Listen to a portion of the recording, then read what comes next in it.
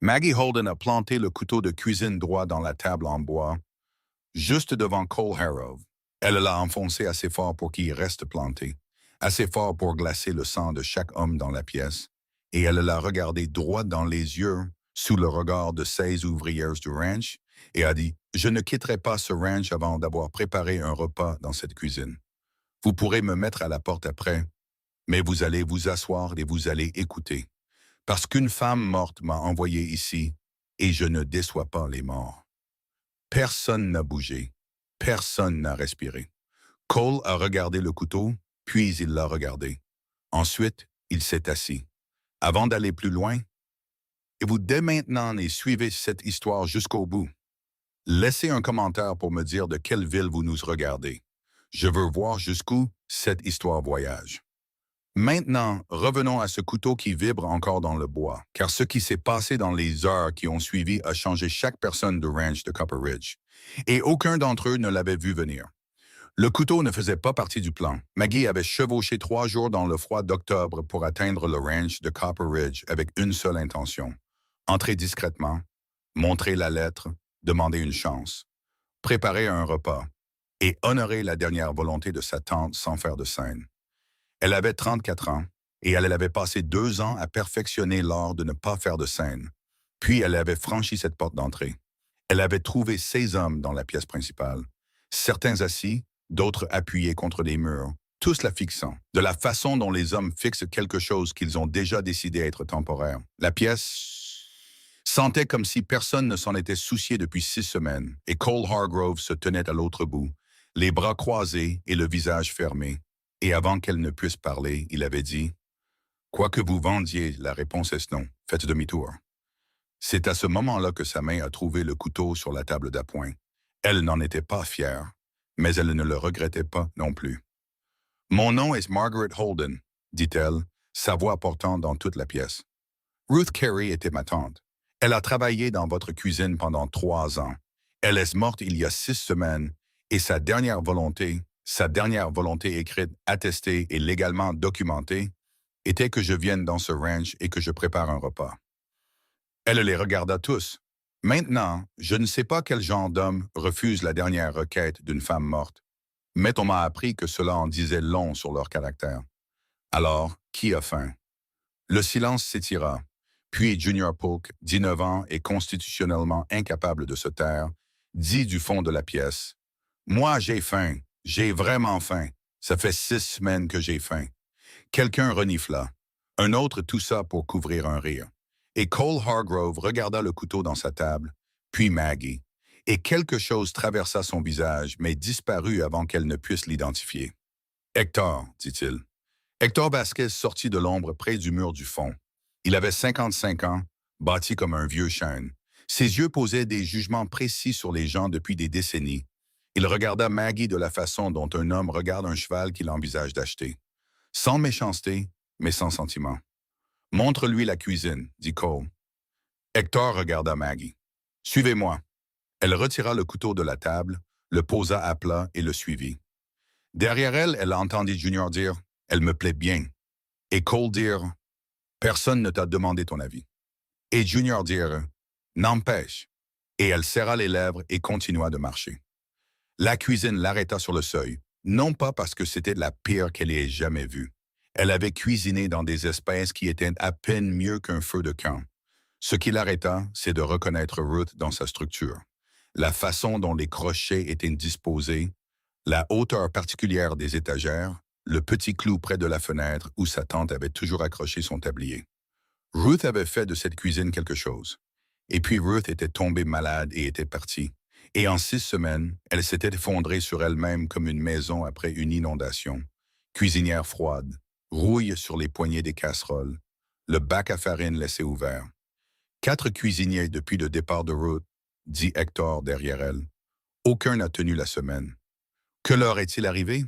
2 sont partis d'eux-mêmes. Une a décidé que la vie de ranch n'était pas à son goût après la première nuit froide. Il fit une pause. Le dernier, un homme nommé Reeves, traitait les ouvriers comme du bétail. Il leur servait de la pâtée et attendait de la gratitude en retour. Sa voix était neutre. Les hommes l'ont aidé à décider de partir.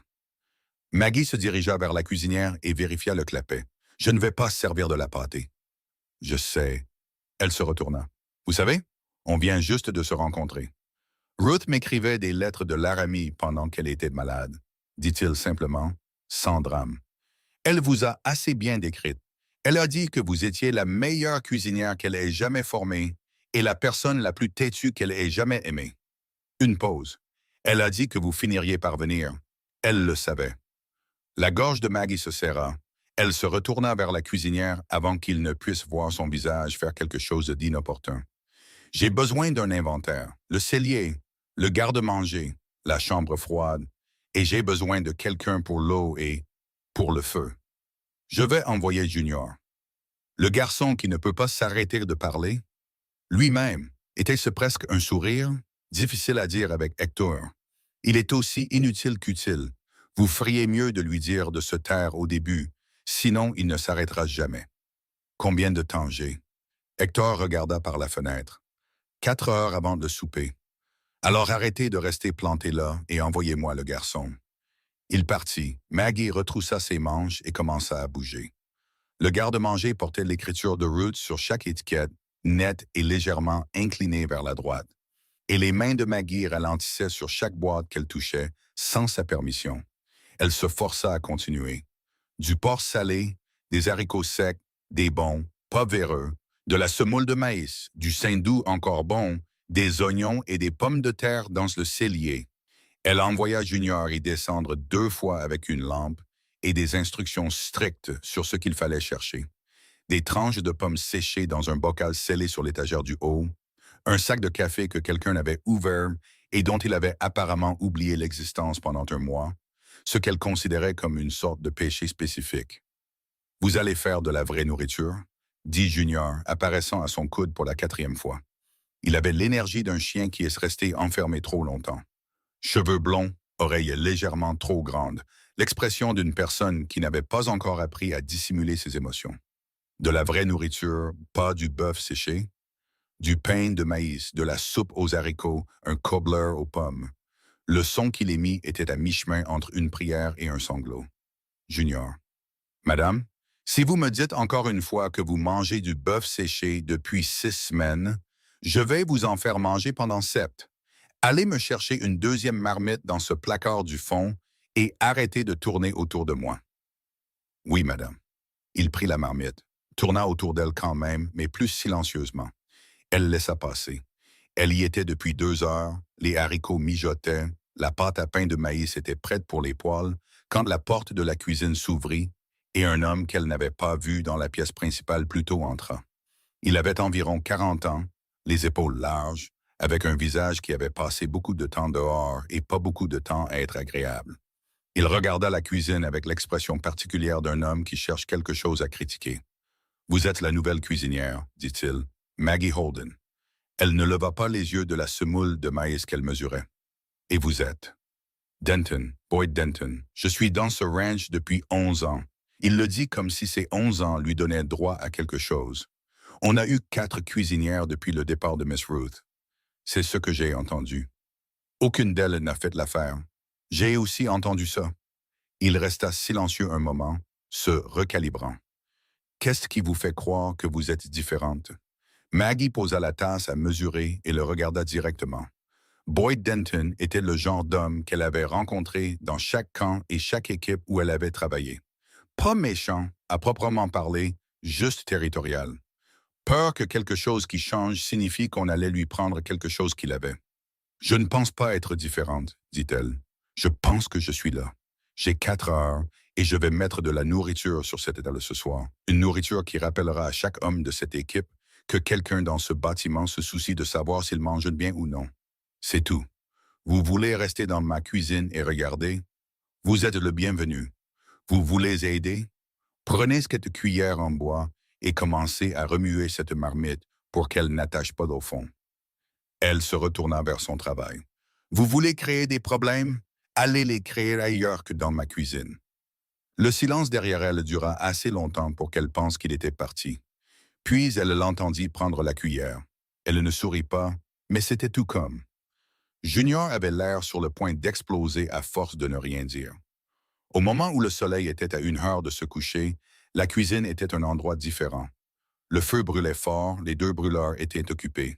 L'odeur des haricots, du porc salé et du pain de maïs doré se répandait dans l'air d'une manière qui faisait fermer les yeux à Junior toutes les quelques minutes, comme s'il était à l'église.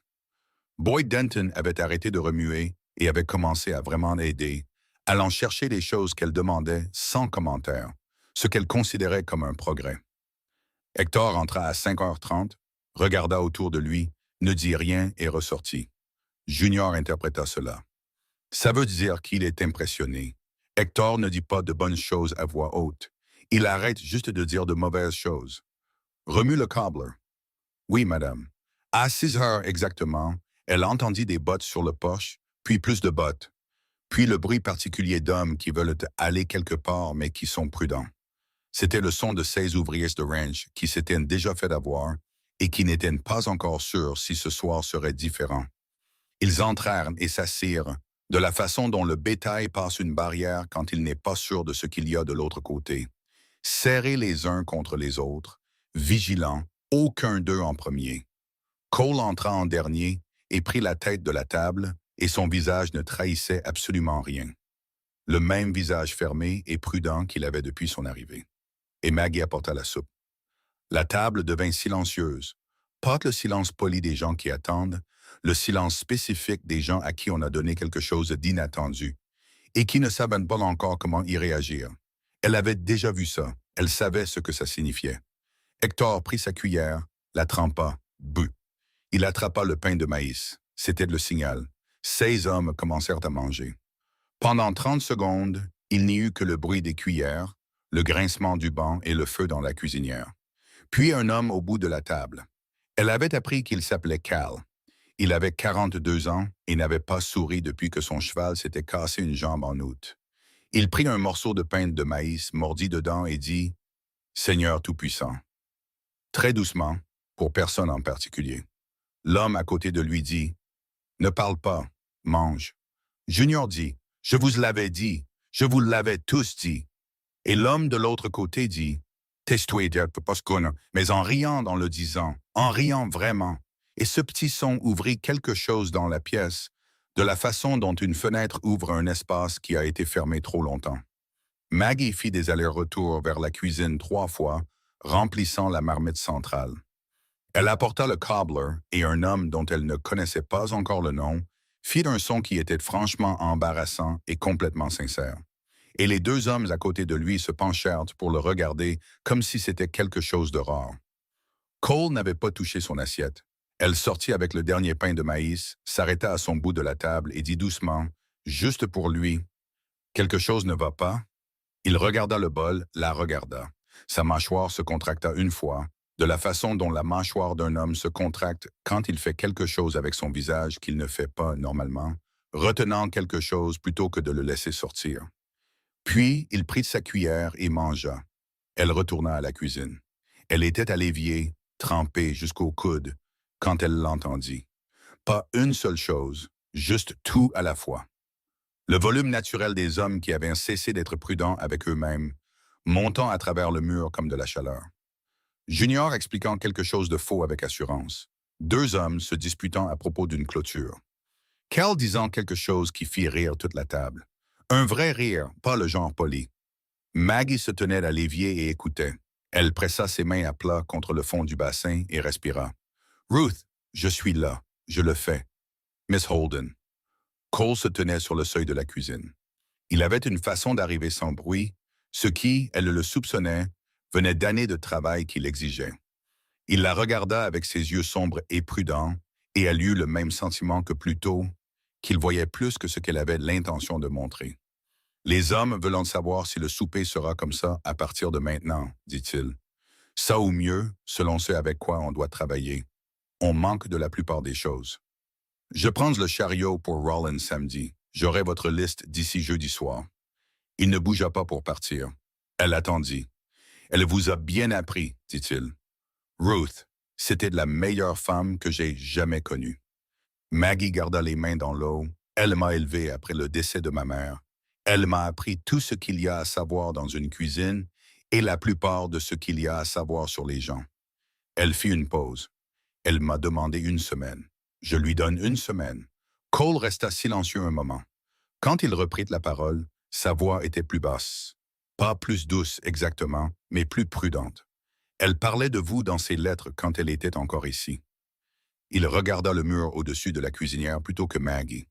Elle disait que vous portiez quelque chose que vous portiez depuis trop longtemps, que vous vous étiez tellement habitué au poids que vous aviez cessé de savoir qu'il était là. Les mains de Maggie s'immobilisèrent.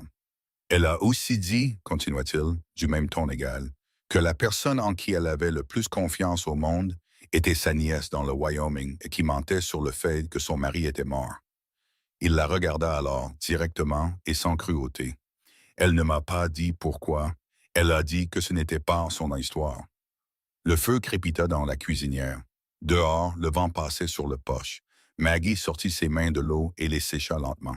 Quand elle parla, ce fut de la même manière qu'elle avait sorti ce couteau, pas prévu, juste nécessaire. « Mon mari est vivant, dit-elle. Il est parti il y a 2 ans pour une femme à Denver. J'ai dit à tout le monde qu'il était mort parce qu'un mari mort vous vaut de la sympathie. Et un mari qui vous a quitté fait que les gens se demandent ce que vous avez fait de mal. » Elle croisa son regard. « Je n'en suis pas fier, mais je l'ai fait pour survivre, et je le referai probablement. » Cole hocha la tête une fois, de la même manière qu'il avait hoché la tête plus tôt quand elle s'était expliquée sur le couteau. Pas d'approbation, pas de jugement, juste un accusé de réception. Reçu, classé, à ne pas soulever à nouveau à moins qu'elle ne le choisisse. « Le nom que vous utilisez, dit-il là. Holden, le nom de ma mère. » Bon nom. Elle faillit y rire. Ce fut plutôt un souffle. Vous n'allez pas me dire que j'aurais dû rester et me battre pour le mariage, ou le poursuivre, ou lui pardonner pour mon propre bien. Elle avait entendu les 3 sous diverses formes de la part de diverses personnes bien intentionnées au cours des 2 années écoulées. Ce n'était pas mon mariage, dit Cole. Ce n'était pas mon choix à faire. Elle le regarda. Il regardait déjà ailleurs, vers cette moyenne distance qu'il semblait préférer. Un point légèrement au-delà de la pièce, qui, elle le soupçonnait, contenait quelque chose auquel il revenait souvent. Quelque chose qu'il retournait dans sa tête. De la façon dont un homme retourne une pierre dont il connaît l'existence mais qu'il vérifie quand même à chaque fois. Elle l'avait remarqué 3 fois maintenant. La façon dont un bruit de l'extérieur le faisait s'immobiliser juste une demi-seconde de trop.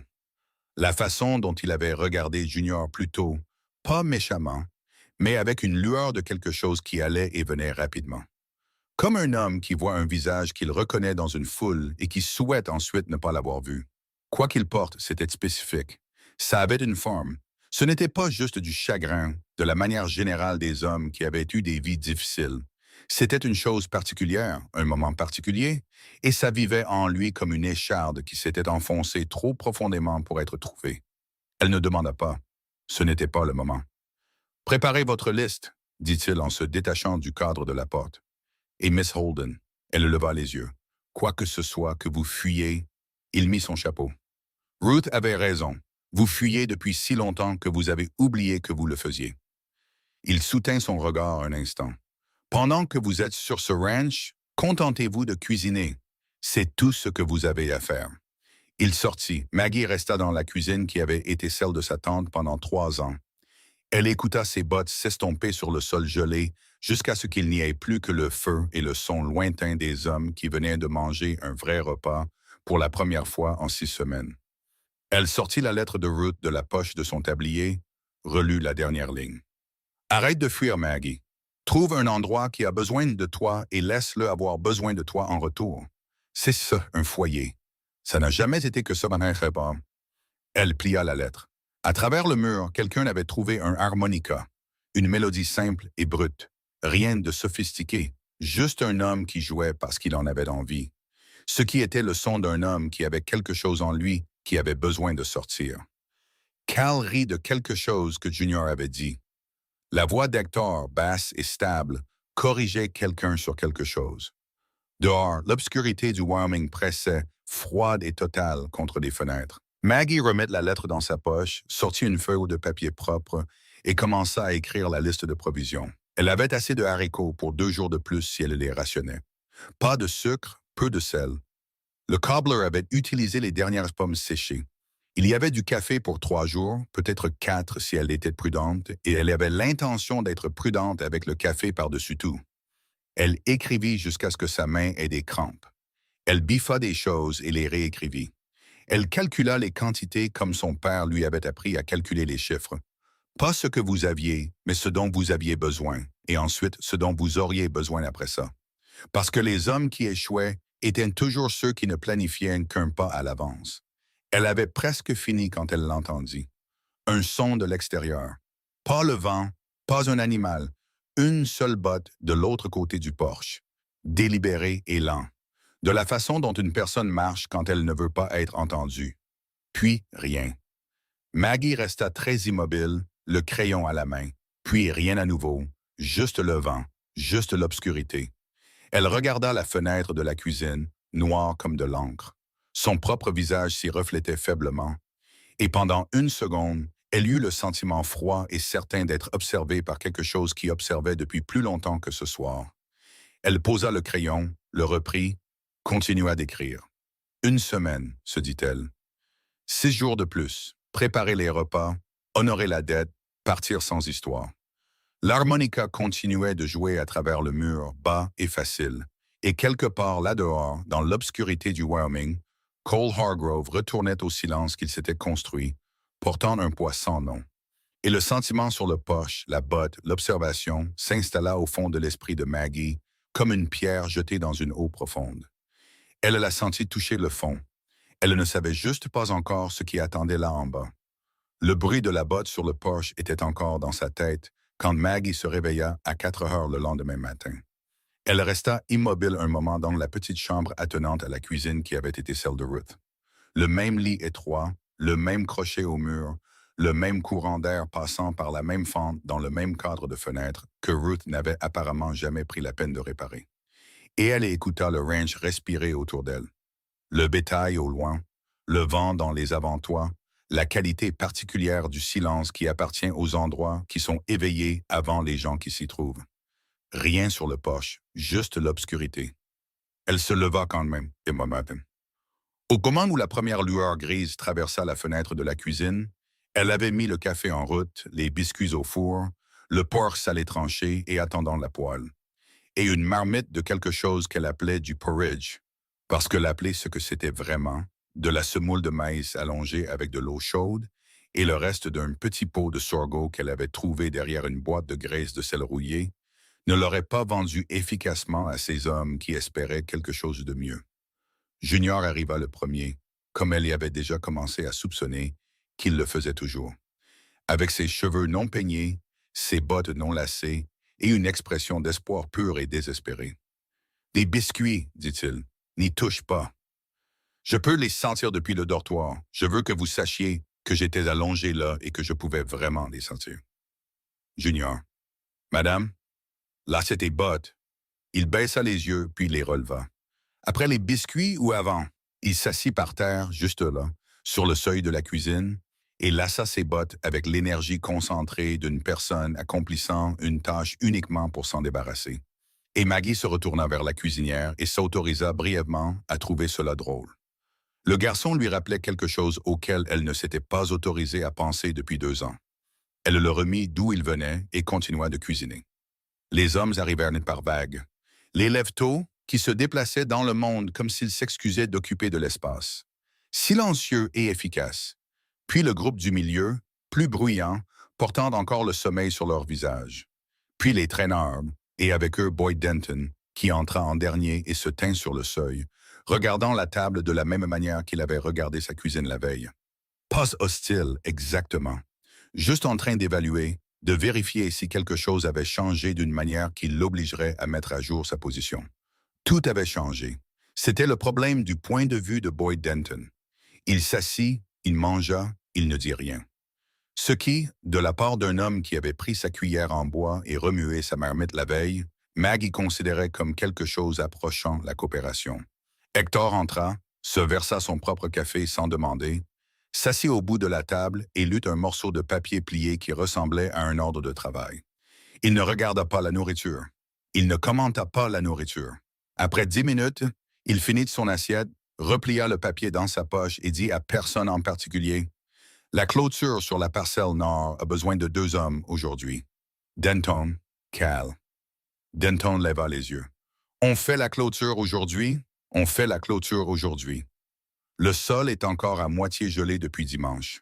Alors vous travaillerez plus dur. Hector se leva, porta sa propre assiette à la cuisine, la posa dans le bassin et sortit. Ceci, Maggie allait le comprendre, était sa plus haute forme de compliment. Il ne laissait pas d'assiette sur la table pour que d'autres s'en occupent quand le repas avait valu la peine d'être mangé. Cole entra quand la moitié des hommes étaient déjà repartis. Il se versa du café, s'assit à la tête de la table avec ce qui restait des biscuits et du porridge qu'elle avait gardé au chaud sur le brûleur arrière, et mangea sans parler. Maggie sortit pour ramasser les assiettes, et il leva les yeux. « La liste de provisions, dit-il. Sur le comptoir.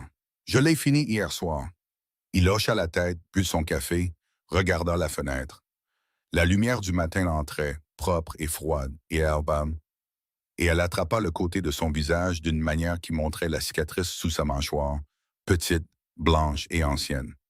Maggie l'avait remarqué la veille et l'avait classé de la même manière qu'elle avait classé tout le reste à propos de Cole Hargrove.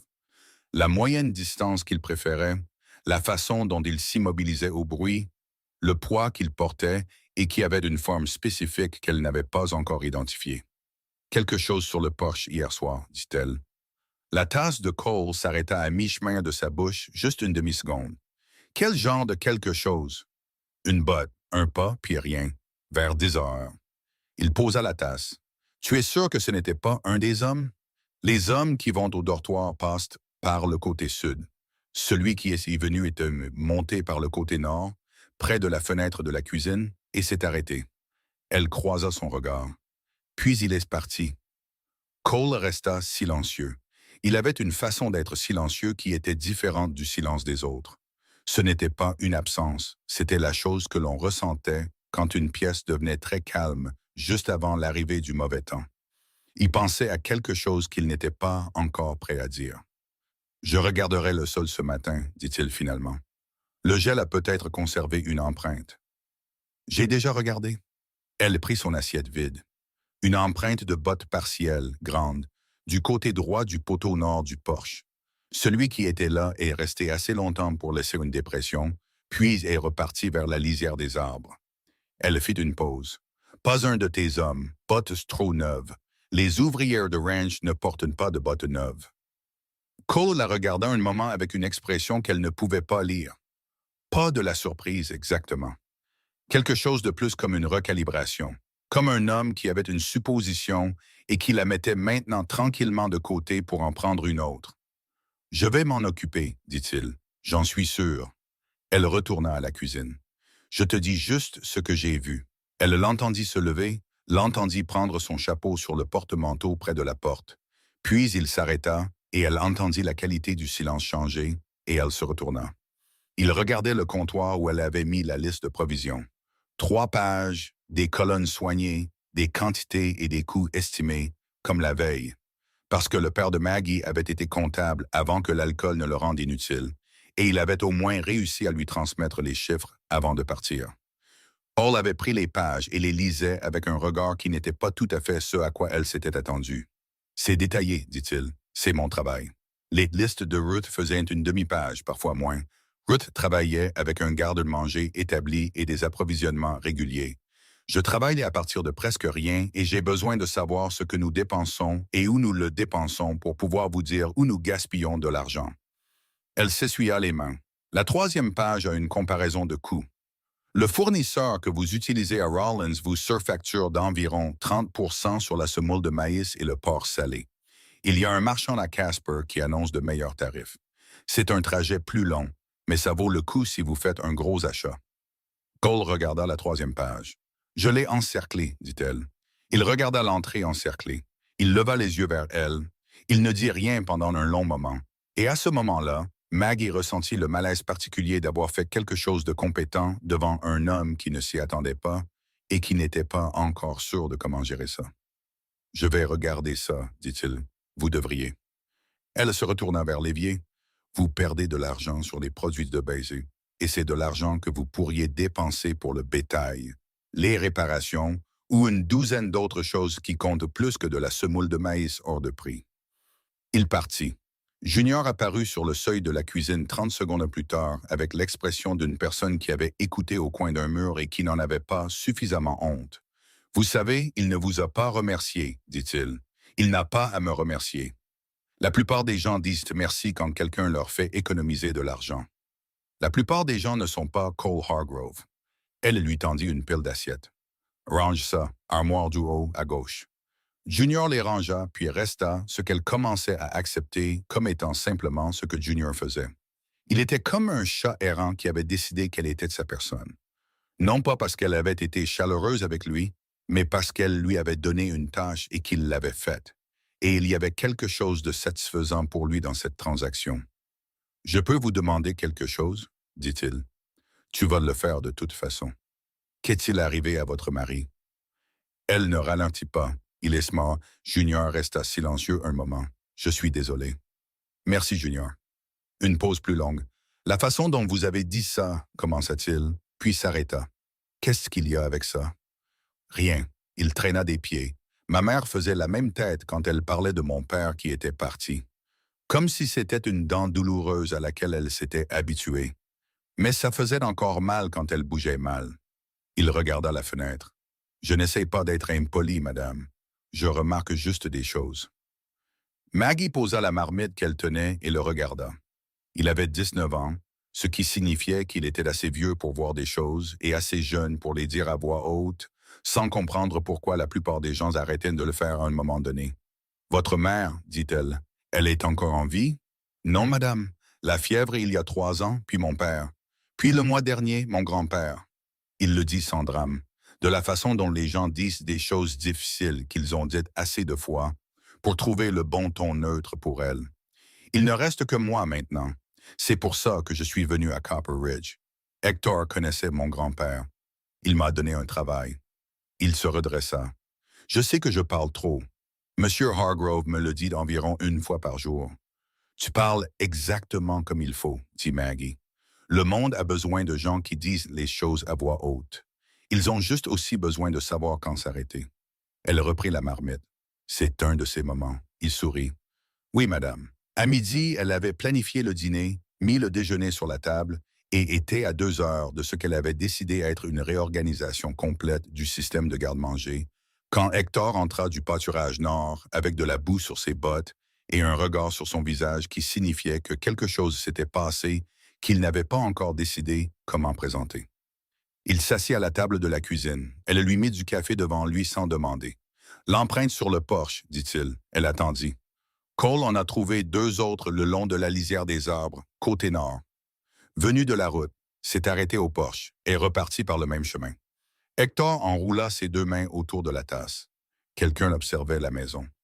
Depuis combien de temps? La profondeur des empreintes dans le gel. Il fit une pause. Un moment. Maggie s'appuya contre le comptoir. Qui? On ne sait pas encore. Hector but, posa la tasse. Il y a une compagnie foncière de Cheyenne qui envoie des hommes dans les plus petites ranches de ce territoire depuis 2 ans, achetant des terres avant l'arrivée du chemin de fer. Certains propriétaires ont vendu, d'autres non. Sa voix était prudente et égale. Cole n'a pas vendu. Et ils sont toujours intéressés. Ils n'arrêtent pas d'être intéressés, ils changent juste de méthode. Hector la regarda directement. Je vous dis ça parce que vous dormez dans la chambre la plus proche de la fenêtre de la cuisine et vous l'avez dit vous-même. Vous avez remarqué un bruit que personne d'autre n'a remarqué. Ça vous rend utile. Les gens utiles devraient avoir des informations. Maggie soutint son regard. Est-ce que Cole est en danger? Cole est toujours en danger d'une manière ou d'une autre. C'est un homme qui possède des terres que d'autres hommes veulent et il refuse de faire semblant qu'il en est autrement. Hector reprit sa tasse. Ce que je vous demande, c'est si vous êtes le genre de femme qui, si quelque chose se passait dans la nuit, ferait quelque chose ou verrouillerait sa porte et attendrait. Elle n'hésita pas. Je ferais quelque chose, Owen. Hector hocha la tête. C'est ce que Ruth disait. Ruth savait beaucoup de choses sur moi. Ruth savait beaucoup de choses sur tout. Il se leva. Elle m'a dit autre chose aussi. Elle a dit que la raison pour laquelle vous avez tant bougé ces 2 dernières années n'était pas seulement le départ de votre mari. Il croisa ses yeux. Elle a dit qu'il y avait quelque chose avant ça, quelque chose dont vous vous blâmiez et pour lequel vous n'aviez aucune raison de vous blâmer. La cuisine devint très silencieuse. Les mains de Maggie étaient toujours sur le comptoir. Elle les garda immobiles. Ruth vous aimait, dit Hector sans méchanceté. Elle s'inquiétait pour vous de la façon dont une femme s'inquiète pour quelqu'un qu'elle ne peut pas atteindre. Il mit son chapeau. Je ne vous demande pas de me dire quoi que ce soit. Je vous demande de vous rappeler que quoi que ce soit, ça vous a suivi jusqu'ici. Et les gens de ce ranch ont une façon de remarquer un poids qui n'appartient pas à la terre. Il sortit. Maggie resta dans la cuisine un long moment sans bouger. Puis elle prit son chiffon et sa liste d'inventaire et se remit au travail. Le dîner était de nouveau de la soupe aux haricots, allongée avec les dernières carottes du cellier et un os à moelle qu'elle avait trouvé caché au fond de la chambre froide derrière un pot de vieux beurre. Elle la fit bonne. Elle rendait bon tout ce qu'elle touchait, non pas parce qu'elle se produisait pour les hommes ou pour Cole ou même pour la mémoire de Ruth, mais parce que mal cuisiner était le seul type d'échec qu'elle pouvait toujours éviter. Et il y avait un réconfort là-dedans. Un réconfort spécifique sur lequel elle comptait depuis des années. Les hommes mangèrent. La pièce était plus bruyante que la veille, plus facile. De la façon dont un espace devient quand les gens ont décidé d'arrêter d'y être prudents. Cal raconta une histoire de cheval qui se terminait par la victoire du cheval, ce qui, Maggie le soupçonnait, était le but. Boyd Denton se disputa avec un homme nommé Garrett sur la bonne façon de réparer un trou de poteau. Junior mangea 3 bols et essaya de prétendre qu'il n'en avait eu que 2. Cole mangea, ne dit rien et regarda la pièce comme il la regardait toujours. Pas comme un homme qui guette les ennuis, mais comme un homme qui cherche quelque chose qu'il a perdu et qu'il n'a pas encore compris qu'il cherchait. Après le dîner, quand les hommes furent partis et que Junior eut fini de laver les assiettes sous les instructions de Maggie et fut finalement allé au dortoir, Cole entra dans la cuisine. Elle essuyait la cuisinière.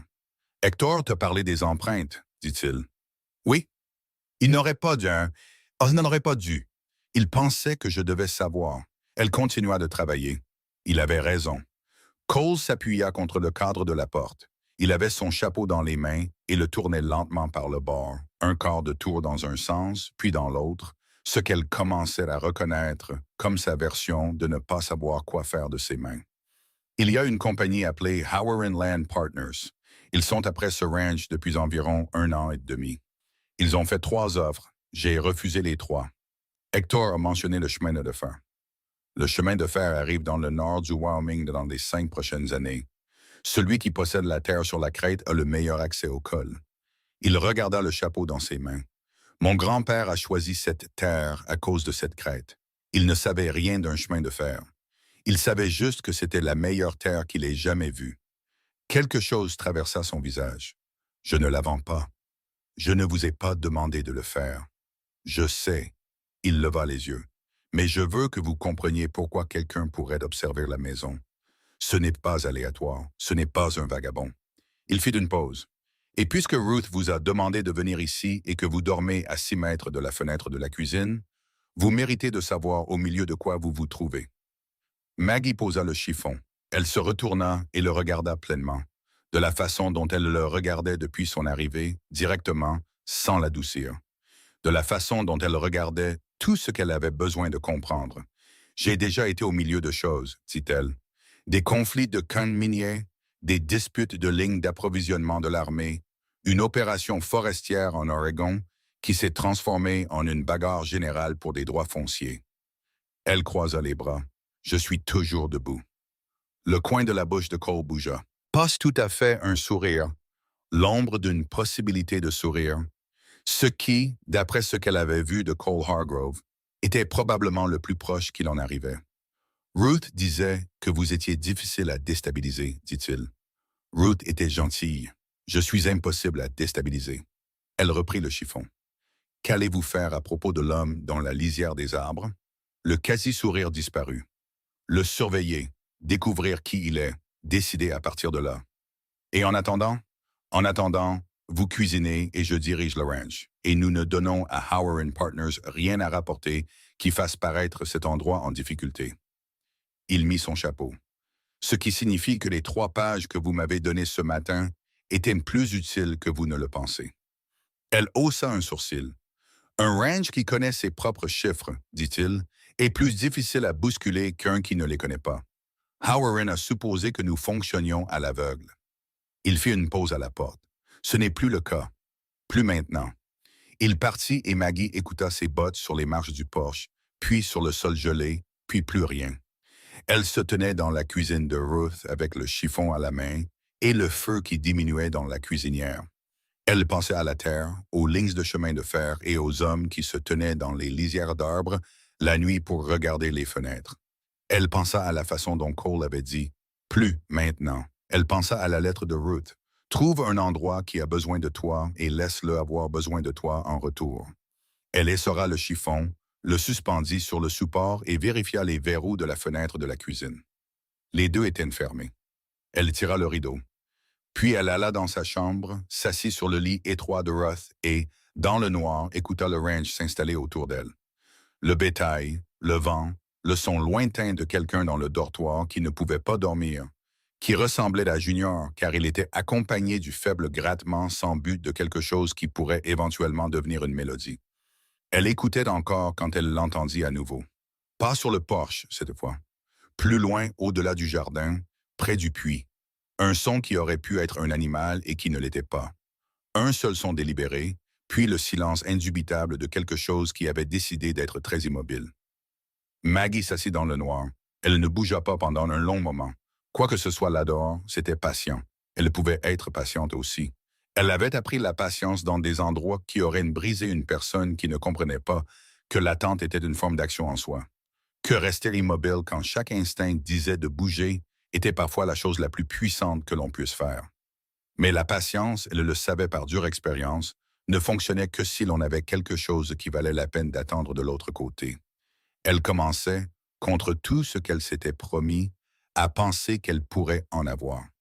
Le bruit près du puits ne revint pas cette nuit-là, mais Maggie ne dormit pas beaucoup quand même. Elle fut debout à 4 heures à nouveau, le feu allumé, le café mesuré. Et quand Junior arriva à son heure habituelle avec ses bottes non lacées et ses cheveux non peignés, elle lui tendit un seau et l'envoya au puits avant qu'il ne puisse dire un mot sur les biscuits. Il y alla sans discuter, ce qui lui indiqua l'humeur du matin avant que quiconque n'arrive pour le confirmer. Il revint en 3 minutes au lieu de 10. « Madame », sa voix était différente. La légèreté joyeuse en avait disparu. Elle se détourna de la cuisinière. « Quelqu'un a coupé la corde du puits, dit-il. Net, le seau est tombé au fond et il n'y a aucun moyen de le remonter sans une nouvelle corde et un crochet. » Il lui tendit le bout de coupé. La coupe était droite, délibérée, faite avec quelque chose de tranchant. Pas d'effilochage, pas d'usure. J'ai regardé autour, je n'ai vu personne, mais le sol près du poteau est tout tassé, comme si quelqu'un était resté là un moment. Maggie regarda la corde, puis elle regarda le visage de Junior, qui essayait très fort d'avoir plus de 19 ans et n'y parvenait pas tout à fait. « Pose ça sur le comptoir, dit-elle. Ne dis rien aux hommes pour l'instant. Va chercher Hector. Pas Monsieur Hargrove, Hazem. Hector d'abord. » Junior posa la corde sur le comptoir et partit. Maggie resta à la cuisinière et continua de cuisiner. Parce que les hommes se lèveraient dans 1 heure et ils mangeraient, que la corde du puits soit coupée ou non. Et une cuisine qui cessait de produire de la nourriture en cas de crise était une cuisine qui avait déjà perdu. Elle avait appris cela dans un camp minier au Colorado, lorsqu'un effondrement de puits avait emporté 4 hommes et que le chef de camp avait dit à tout le monde de retourner à leur tente. Elle, au lieu de ça, avait attisé le feu et cuisiné tout ce qu'elle avait, parce que le deuil avait besoin de quelque chose à faire avec ses mains. Et elle aussi. Hector entra, regarda la corde, regarda Maggie, et ne dit rien pendant un long moment. « S'intensifie, dit-il. C'est ce que je pensais. Couper une corde de puits est un message, ce n'est pas un dommage sérieux. On a le ruisseau pour l'eau et une corde de rechange dans la remise à matériel.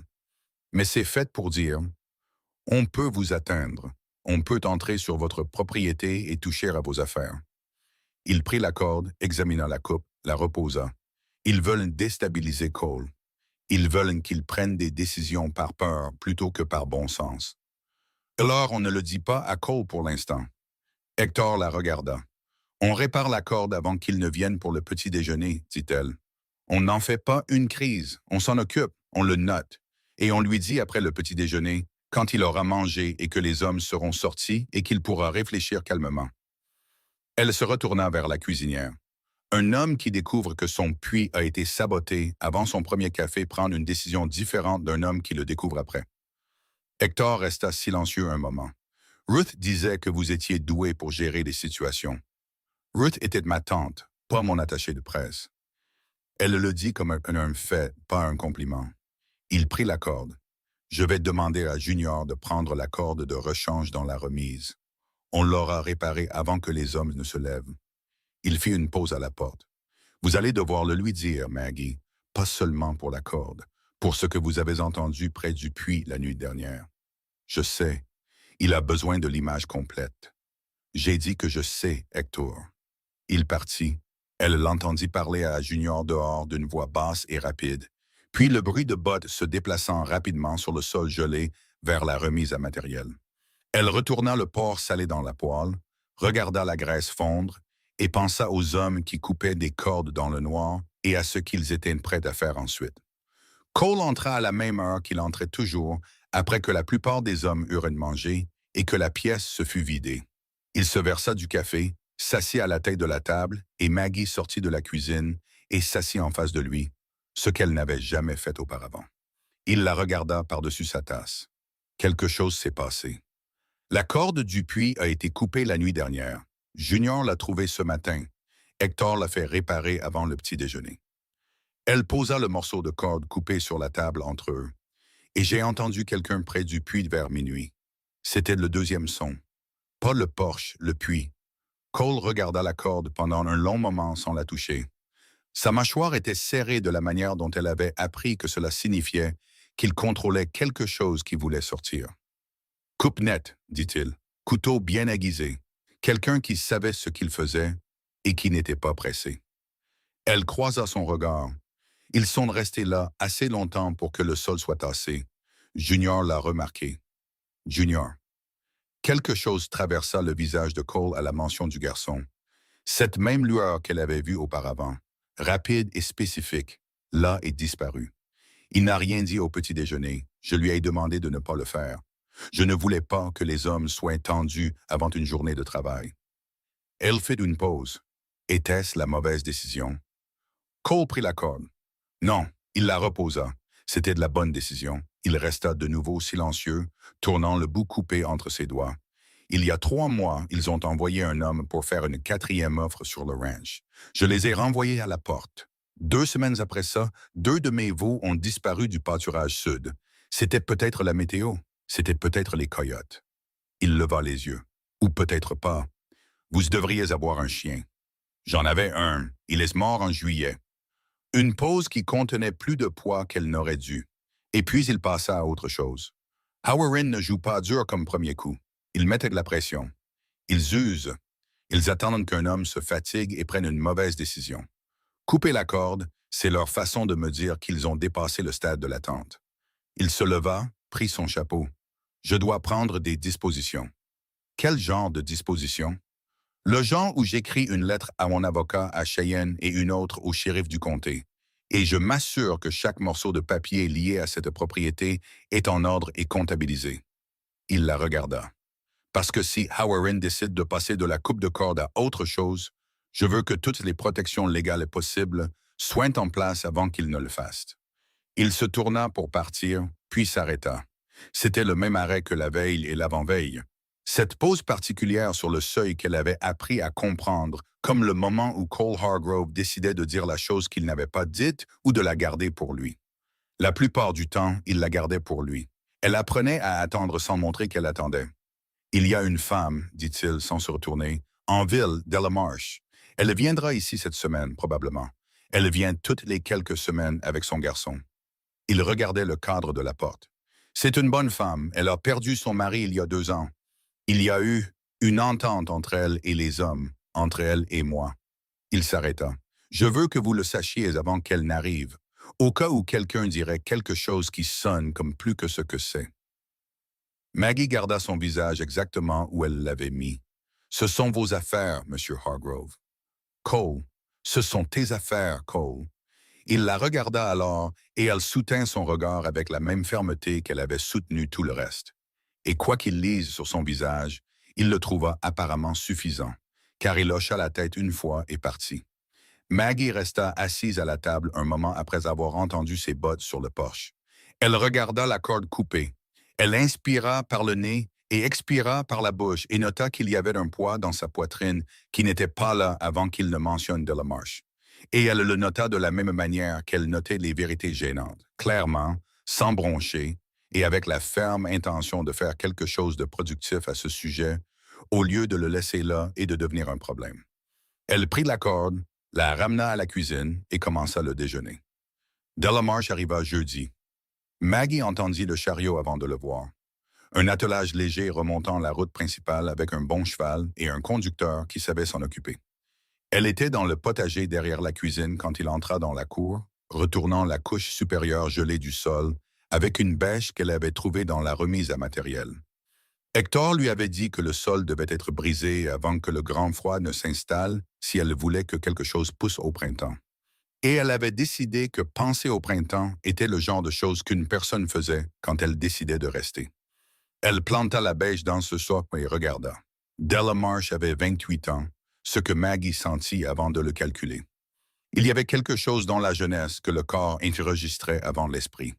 Une sorte d'aisance dans le mouvement qui n'avait pas encore appris à être prudent.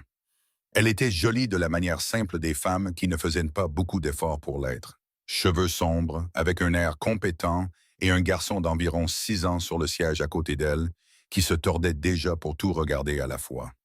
Cole sortit de la grange. Maggie reprit sa bêche et se remit au travail. Elle ne regarda pas ce qui se passa ensuite. Elle l'écouta sans le vouloir. La voix de Della, chaude et familière. La voix plus aiguë du garçon demandant quelque chose sur les chevaux. Les réponses monosyllabiques et basses de Cole. Puis des pas traversant vers la maison. Puis rien. Junior apparut à son coude avec l'instinct infaillible de quelqu'un qui se montre toujours quand quelque chose d'intéressant se passe. « C'est Madame Marsh, dit-il. J'avais compris. Elle vient ici depuis environ mai. Son garçon Daniel aime les chevaux. » Il prit une motte de terre gelée et la tourna dans ses mains. « Elle est gentille, vraiment gentille. Les hommes l'aiment bien. Elle a apporté une tarte une fois. Une pause. Aux pommes, elle était bonne. Junior, je dis juste qu'elle apporte de la nourriture parfois. » Il regarda Maggie de côté avec l'expression prudente d'une personne qui pense être subtile et ne l'est pas. Pas aussi bonne que la vôtre, cependant. Même pas proche. Va réparer quelque chose. J'ai tout réparé ce matin. Hector a dit que j'étais le réparateur le plus minutieux qu'il ait vu, et d'aller trouver Miss Holden pour voir ce dont elle avait besoin. Maggie doutait que ce soit une citation exacte, mais laissa passer. Alors va chercher de l'eau au ruisseau. J'ai besoin de 2 seaux pleins pour la marmite de ce soir. Il partit. Elle continua de retourner la terre jusqu'à ce qu'elle entende la porte de la maison s'ouvrir à nouveau. Et puis elle entendit Cole dire « Elle est probablement dans le jardin. » Et puis des pas venant dans sa direction.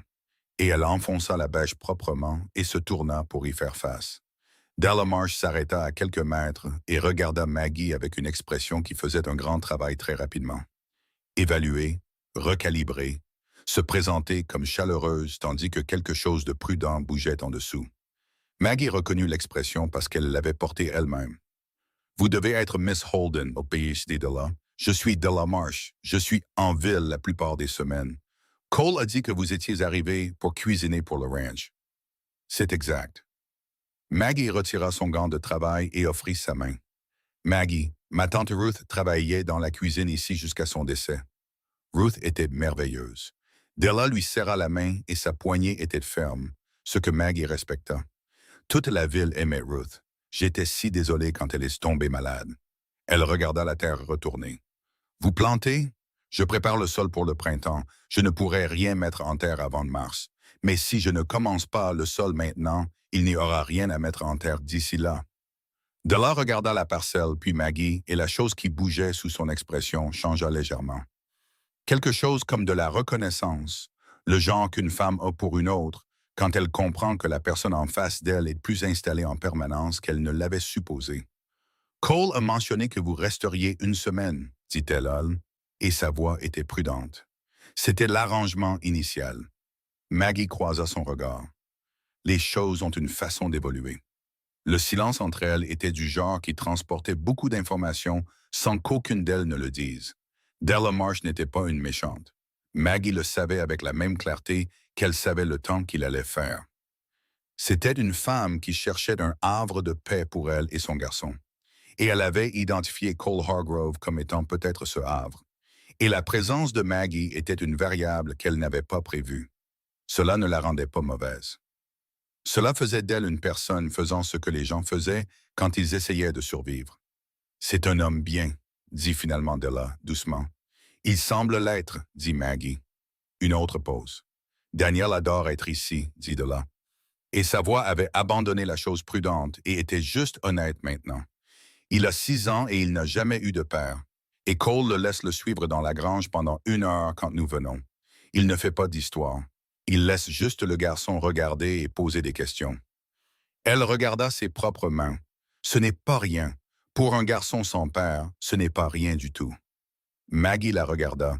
Elle sentit quelque chose bouger dans sa poitrine, quelque chose qu'elle ne s'attendait pas à ressentir, quelque chose qui n'avait aucune raison d'être tendre envers une femme qui était une complication dans une situation déjà assez compliquée. Non, dit-elle, ce n'est pas rien. Della partit 2 heures plus tard avec Daniel endormi sur le siège du chariot et un pot de pommes en conserve de Maggie que Maggie lui avait donné sans trop savoir pourquoi. Et après que le chariot eut disparu sur la route, Cole vint se tenir dans le jardin de la manière dont il se tenait partout, occupant l'espace sans tout à fait s'y engager. « Elle comprendra, dit-il. » Maggie retourna une section de terre. Il n'y a rien à comprendre. Maggie. Elle s'arrêta. Il n'utilisait presque jamais son nom sans le Miss devant. Je ne lui faisais pas croire à quelque chose qui était réel, dit-il. C'était mal de ma part. Je savais que c'était mal et j'ai laissé faire parce que c'était plus facile que d'être honnête sur le fait que je n'étais pas, que je ne suis pas. Il s'arrêta. Que quoi que je fasse, ce n'était pas juste pour elle. Maggie posa la bêche. Elle se tourna et le regarda, et il regardait le sol entre eux. De la façon dont les hommes regardent les choses qu'ils préféraient ne pas regarder directement. Elle mérite quelqu'un qui est réellement présent, dit-il. Je n'étais pas présent. Où étiez-vous? Il leva les yeux. Ses yeux avaient la qualité sombre et plate qu'il prenait quand il était proche de quelque chose qu'il n'approchait généralement pas. Il y a 8 ans, avant d'acheter ce ranch, je travaillais pour les enquêtes fédérales à Cheyenne. Il le dit simplement, comme s'il lisait un document. Il y avait d'une affaire, un homme qui volait des fermes dans tout le territoire, se déplaçant rapidement, difficile à suivre. J'avais un nom. J'en savais assez pour savoir qui c'était. Il s'arrêta. J'avais besoin de 2 jours de preuves supplémentaires pour que l'arrestation tienne au tribunal. Un dossier solide, rien qui ne soit rejeté pour vice de procédure. Maggie attendit. Il a frappé une autre ferme pendant ces 2 jours, une famille de 4. Le père et la mère étaient en ville. La mâchoire de Cole se contracta une fois. Il y avait un garçon de 8 ans. Il s'appelait Henry Preet. Il regarda un point au-delà de son épaule. J'avais le nom 2 jours avant la mort de Henry Preet. J'ai fait un choix, et un enfant en a payé le prix. Le jardin était très silencieux. J'ai obtenu la condamnation, dit Cole. L'affaire a parfaitement tenu. Le juge a dit que c'était l'affaire la plus propre qu'il ait vue en une décennie. Sa voix était dépourvue de toute émotion particulière. La voix d'un homme qui s'était dit ces mots tant de fois qu'il en avait poncé tout le sentiment. Et ce qui restait n'était que la forme de la chose. J'ai quitté le service 6 mois plus tard. J'ai utilisé tout ce que j'avais économisé pour acheter ce ranch. J'ai mis autant de distance que le territoire le permettait entre moi et ce choix. Il la regarda enfin. C'est ce que je porte, si c'est ce que vous demandez. Je ne demandais pas. Non, mais vous vous posez la question depuis que vous êtes arrivé, et je préfère vous le dire plutôt que de vous laisser continuer à y réfléchir par vous-même. Maggie reprit sa bêche. Elle ne dit rien pendant un long moment, assez longtemps pour qu'elle sente Cole changer de poids, et elle comprit qu'il attendait d'un jugement.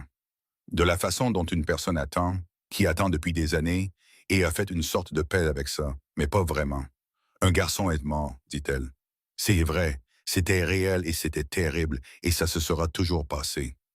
Elle tourna la bêche dans ses mains. Et vous avez pris une décision basée sur ce que vous saviez à l'époque. avec les outils, l'autorité et les informations que vous aviez. Et il s'est avéré que c'était la mauvaise décision. Et vous avez traité cela comme une dette que vous devez continuer à payer jusqu'à ce qu'il ne reste plus rien de vous. Elle le regarda. C'est aussi vrai. C'est une lecture généreuse. C'est une lecture précise. Elle enfonça la bêche dans le sol. Je sais ce que c'est que de porter une culpabilité qui appartient à une situation que vous ne pouviez pas contrôler, Cole. Je sais à quoi ça ressemble quand une personne en fait toute son identité parce que c'est plus facile que d'accepter que certaines choses sont juste terribles et que ce n'est la faute de personne entièrement et que la vie a continué quand même. Elle croisa son regard. Une culpabilité de cette taille ne vous rend pas plus responsable. Elle vous rend juste moins utile. Il la regarda pendant un long moment avec une expression qu'elle n'avait pas vue sur lui auparavant. Pas le visage fermé et prudent, quelque chose en dessous, quelque chose qui avait été écrasé sous le poids de 8 ans et qui résistait. Votre tante, dit-il lentement.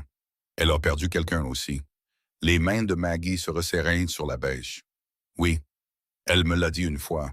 Pas qui, pas quoi, juste qu'elle comprenait ce que c'était que de porter quelque chose qui n'avait pas de bon endroit où le déposer. Il fit une pause. Est-ce que c'est ce qu'elle a vu en vous quand elle vous a envoyé ici? Le soir tombait, froid et rapide, la lumière devenant fine et grise sur le sol gelé. Au loin, elle pouvait entendre Junior et Cal se disputer à propos de quelque chose près de la grange, de la manière facile et peu sérieuse des gens qui n'avaient nulle part où aller. « Ma fille, dit Maggie. Le mot sortit plus petit qu'elle ne l'avait prévu. Elle avait 3 ans. La fièvre. Comme ma mère. Comme toutes les femmes de la lignée Carey qui sont mortes trop jeunes. Je travaillais dans un camp au Nevada et je l'avais envoyé chez Ruth pour l'été parce que le camp n'était pas un endroit pour un enfant. Et je pensais... Elle s'arrêta. Je pensais que j'étais raisonnable. Je pensais que je faisais le bon choix. Ruth l'a eu pendant 6 semaines, puis la fièvre est venue et en 4 jours, elle était partie. Et je n'étais pas là. Sa voix était neutre, comme celle de Cole l'avait été, la version poncée. Je n'étais pas là quand elle est morte parce que j'avais fait ce que je pensais être le choix raisonnable. Cole ne dit rien. Il n'essaya pas de lui offrir les mots que les gens offraient, ceux qui partaient d'une bonne intention et tombaient de main. Il se tint juste dans le jardin dans la soirée froide et laissa le silence être ce qu'il était. Et ça, pensa Maggie, ça, c'était la chose la plus honnête que quiconque lui ait donnée en 2 ans. « Je suis désolé, dit-il finalement. Juste ces 3 mots, et il suffisait parce qu'il n'essayait pas de réparer quoi que ce soit. Moi aussi. Elle reprit son gant. Pour vous, pour Henry Pwitt, pour tout ça. Ils se tinrent dans la quasi-obscurité, 2 personnes qui avaient chacune fait un choix au mauvais moment et avaient passé des années ensuite à essayer de comprendre ce qu'elles deviennent. Et le vent descendit de la crête, froide et pure, et portant la première vraie morsure de l'hiver. Et Maggie sentit quelque chose bouger dans sa poitrine. Quelque chose qui avait été verrouillé à un angle particulier pendant 2 ans et qui n'était plus verrouillé exactement à cet angle. Ce n'était pas du soulagement. C'était quelque chose de plus silencieux que le soulagement. La quiétude particulière d'un poids qui n'a pas encore été déposé, mais qui a été reconnu. Ce qui était une forme de progrès en soi. « On devrait rentrer, dit-elle. « Oui. » Aucun d'eux ne bougea pendant un autre moment. Puis de la grange vint un fracas et la voix de Junior s'élevant en défense immédiate et bruyante de ce qu'il venait de renverser. Et la voix de Cal répondant avec l'épuisement particulier d'un homme qui avait accepté que travailler aux côtés de Junior signifiait accepter un certain taux d'accident. Et Cole fit le son qu'elle avait décidé être sa version d'un rire, une seule expiration par le nez, à peine perceptible. Et ils retournèrent ensemble vers la maison dans le froid, sans se toucher, sans parler, juste se déplaçant dans la même direction. Ce qui, pensa Maggie, était la façon dont la plupart des choses vraies commençaient. Elle avait la main sur la porte de la cuisine quand Hector arriva rapidement du coin de la maison, du côté nord, et son visage avait une expression qu'elle n'avait pas vue sur lui auparavant. La fermeté prudente avait disparu. Quelque chose de vif et d'alerte à la place. « On a un problème, dit-il. » Cole s'arrêta. « Quel genre? » « Le genre qui vient d'arriver de la route de Cheyenne. » Hector regarda de Cole à Maggie et retour. « 2 hommes. Ce ne sont pas des ouvriers de ranch et ils ne sont pas de la ville. L'un d'eux demande le propriétaire et l'autre est assis sur son cheval, comme s'il avait été payé pour être là et avait l'intention d'être payé. Le visage de Cole était redevenu la version fermée et prudente. Le dessous avait disparu, repoussé vers le bas. Le verrou remis en place. Où sont-ils? À la porte principale. Je leur ai dit d'attendre. Paul regarda Maggie. Quelque chose passa entre eux. Trop rapide et trop compliqué pour les mots. La communication compressée de deux personnes qui venaient de se dire les choses les plus difficiles qu'elles savaient et à qui on demandait maintenant de tout mettre de côté et de s'occuper de ce qui était devant elles. Reste dans la cuisine, dit-il. Ça n'arrivera pas.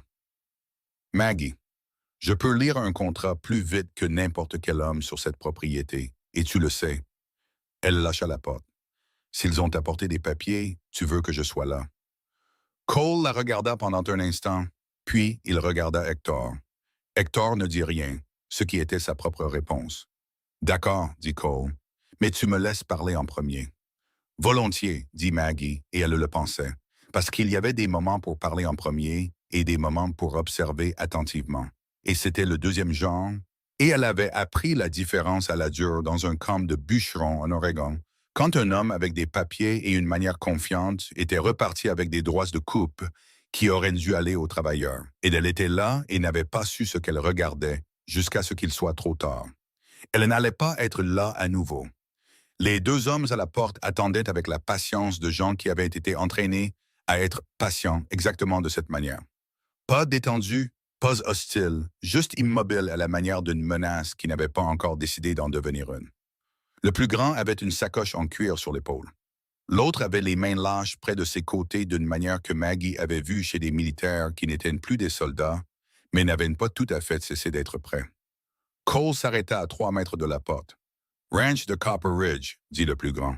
« Vous êtes à la porte », dit Cole. « Que voulez-vous » L'homme plongea la main dans la sacoche. Maggie regarda ses mains. Elle regarda les mains de l'autre. Elle regarda la façon dont Cole s'était mis légèrement devant elle, sans paraître le faire délibérément. « Mon nom est Aldis Vick », dit le grand homme. « Je représente Howard Land Partners de Cheyenne. » Il tendit un document plié. « Monsieur Hargrove, nous avons une nouvelle offre pour l'achat de cette propriété et j'ai été autorisé à vous dire que c'est la dernière que nous avons l'intention de faire. » Les dernières offres, dit Maggie de derrière l'épaule de Cole, sont généralement juste de meilleures menaces. Vic la regarda. « Et vous êtes? » Quelqu'un qui lit des contrats au petit déjeuner. Elle tendit la main. « Laissez-moi voir. » Vic regarda Maggie de la façon dont les hommes comme lui regardaient toujours les femmes qui demandaient des documents. Comme si elle était un événement météorologique pour lequel il ne s'était pas préparé et qu'il n'était pas encore sûr de comment catégoriser. Puis il regarda Cole, qui ne dit rien et ne bougea rien, sauf pour donner le plus petit hochement de tête qui pouvait encore être appelé un hochement de tête. Et Vic tendit le document à Maggie. Elle le déplia et lut. Elle lut de la façon dont son père lui avait appris à lire les contrats. Pas vite, pas lentement, mais avec la qualité particulière d'attention qui traitait chaque mot comme un piège potentiel et chaque espace blanc comme intentionnel. Le froid lui mordait les mains et elle ne le laissa pas compter. Vic se tenait avec sa sacoche et son visage soigneusement patient. L'autre homme était assis sur son cheval et regardait au loin. Cole se tenait légèrement devant elle et ne disait rien, ce qu'elle apprécia plus qu'elle n'aurait pu l'expliquer. Elle arriva à la 3e page. Elle lut la 3e page 2 fois. Puis elle plia le document le long de ses plis d'origine, le tint à son côté et regarda Aldis Vick. « Ce n'est pas une offre d'achat, dit-elle. » Le visage patient de Vick s'ajusta presque imperceptiblement. « C'est une offre complète. C'est un contrat de location avec une option d'achat attachée. Les termes de la location donnent à Howard Partners le contrôle opérationnel de la Crête Nord pendant 30 ans. L'option d'achat est fixée à la valeur marchande actuelle, pas à la valeur future. Ce qui signifie que lorsque le chemin de fer passera et que cette terre vaudra 4 fois ce qu'elle vaut aujourd'hui, Howard l'achètera au prix d'aujourd'hui. » Elle tendit le document à Cole sans quitter Vic des yeux. Ils n'essaient pas d'acheter le ranch. Ils essaient d'obtenir le contrôle de la crête avant l'arrivée du chemin de fer pour pouvoir l'acheter à bas prix après. Cole prit le document. Il ne l'ouvrit pas. Le visage patient de Vic travaillait plus dur maintenant. « Miss Holden, et je réfléchirai attentivement à ce que vous allez dire ensuite, Monsieur Vic, Parce que j'ai une très bonne mémoire et une lettre qui part pour la commission bancaire du territoire du Wyoming la semaine prochaine, qui a déjà le nom de votre employeur dessus. Et la quantité de contenu supplémentaire qui finira dans cette lettre dépend considérablement de cette conversation. Les mains du deuxième homme avaient cessé d'être si lâches près de ses côtés. Cole le remarqua. Maggie remarqua que Cole l'avait remarqué, et elle remarqua que le poids de Cole s'était déplacé de la manière particulière d'un homme qui avait décidé d'être prêt sans décider à quoi être prêt. L'offre expire dans 48 heures, dit Vic. Sa voix avait complètement perdu sa qualité patiente. Ce qui était en dessous était plus dur. Monsieur Hargrove, je vous encourage à consulter vos... Il jeta un coup d'œil à Maggie, vos gens et à y réfléchir sérieusement. Howerin est prêt à être généreux sur les termes de la location. Howerin a déjà été assez généreux avec la corde de notre puits, dit Maggie. Quelque chose traversa le visage de Vic. Rapide, disparu, mais là. Cole le vit aussi. Elle le sentit devenir très immobile à côté d'elle, de la manière particulière qu'elle avait appris à reconnaître comme une immobilité dangereuse. L'immobilité d'un homme qui avait passé des années à lire les gens et venait de lire quelque chose qu'il n'aimait pas.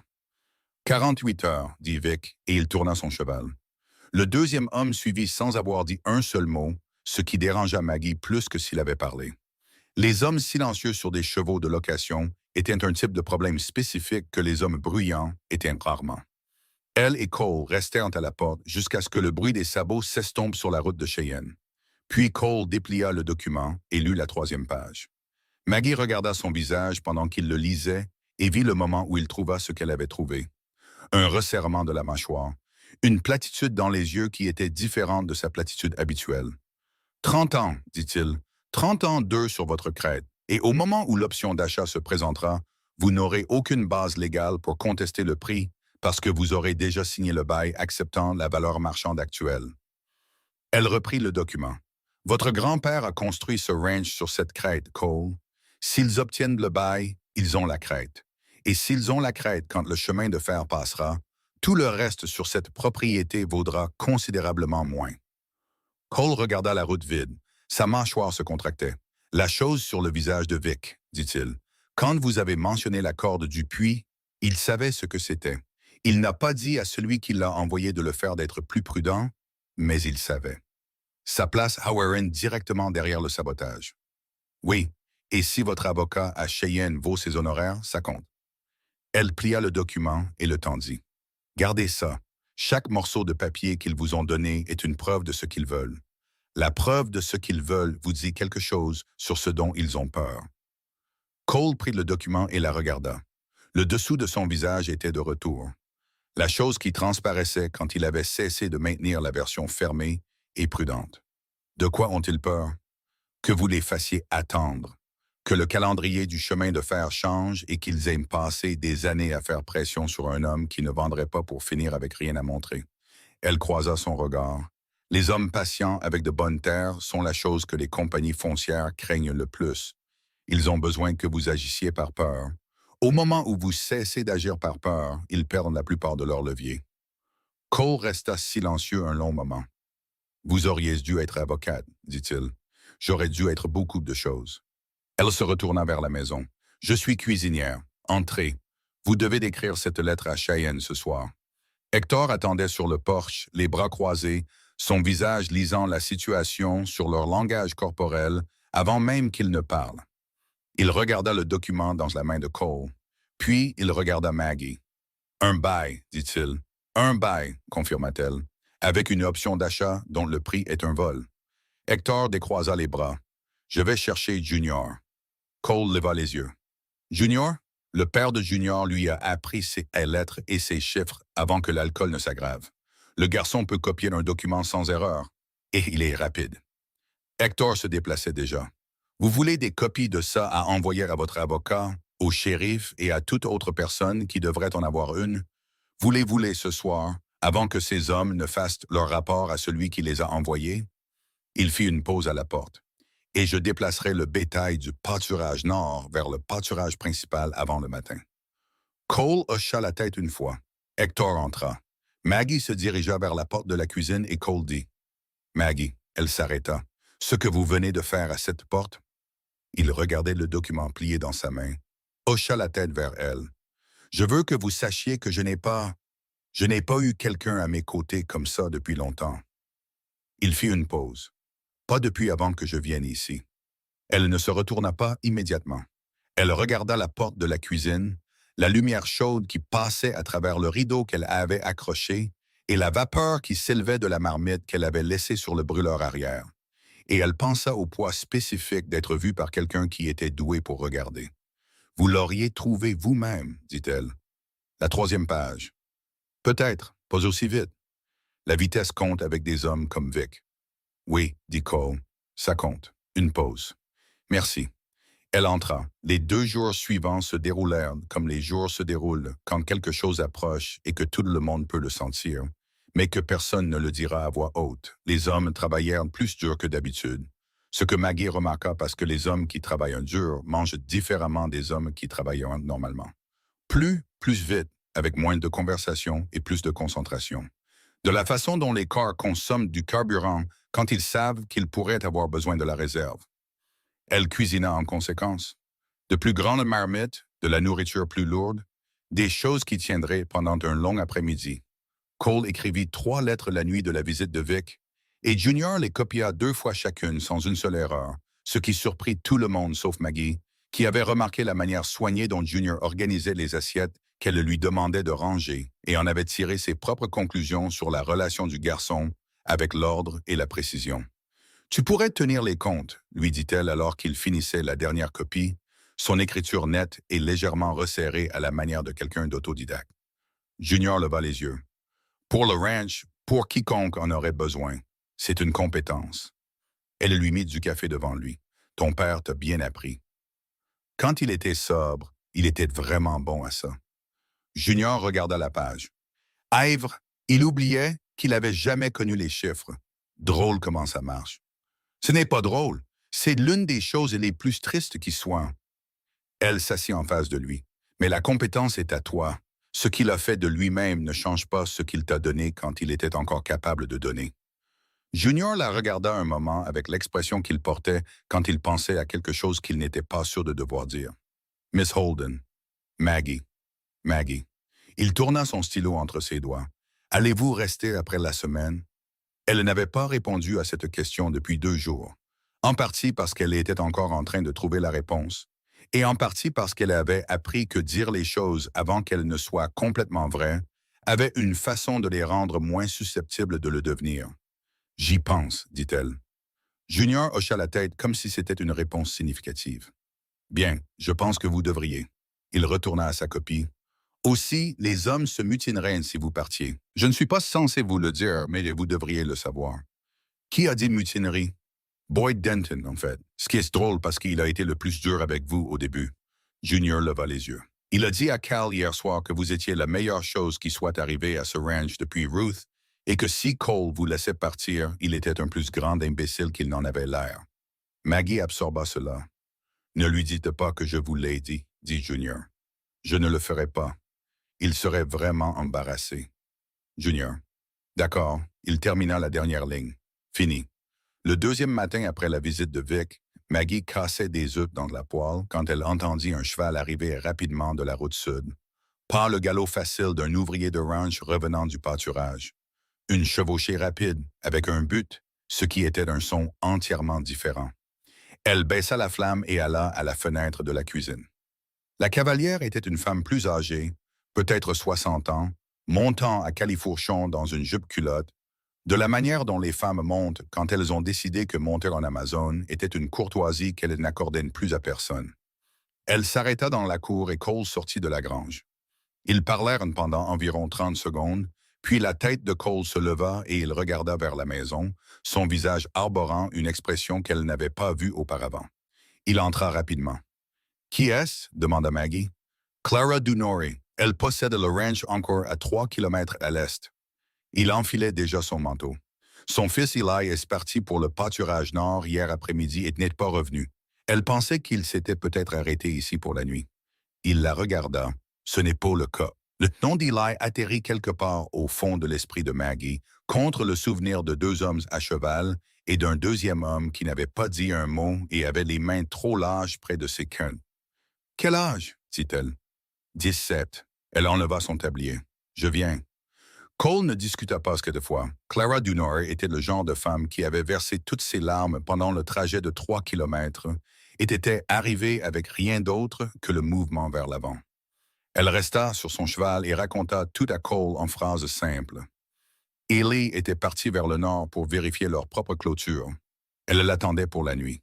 Il n'était pas venu. Elle l'avait attendu jusqu'à la première lumière. Elle était venue ici en premier parce qu'Ancor partageait une clôture avec Copper Ridge le long de la route de la Crête.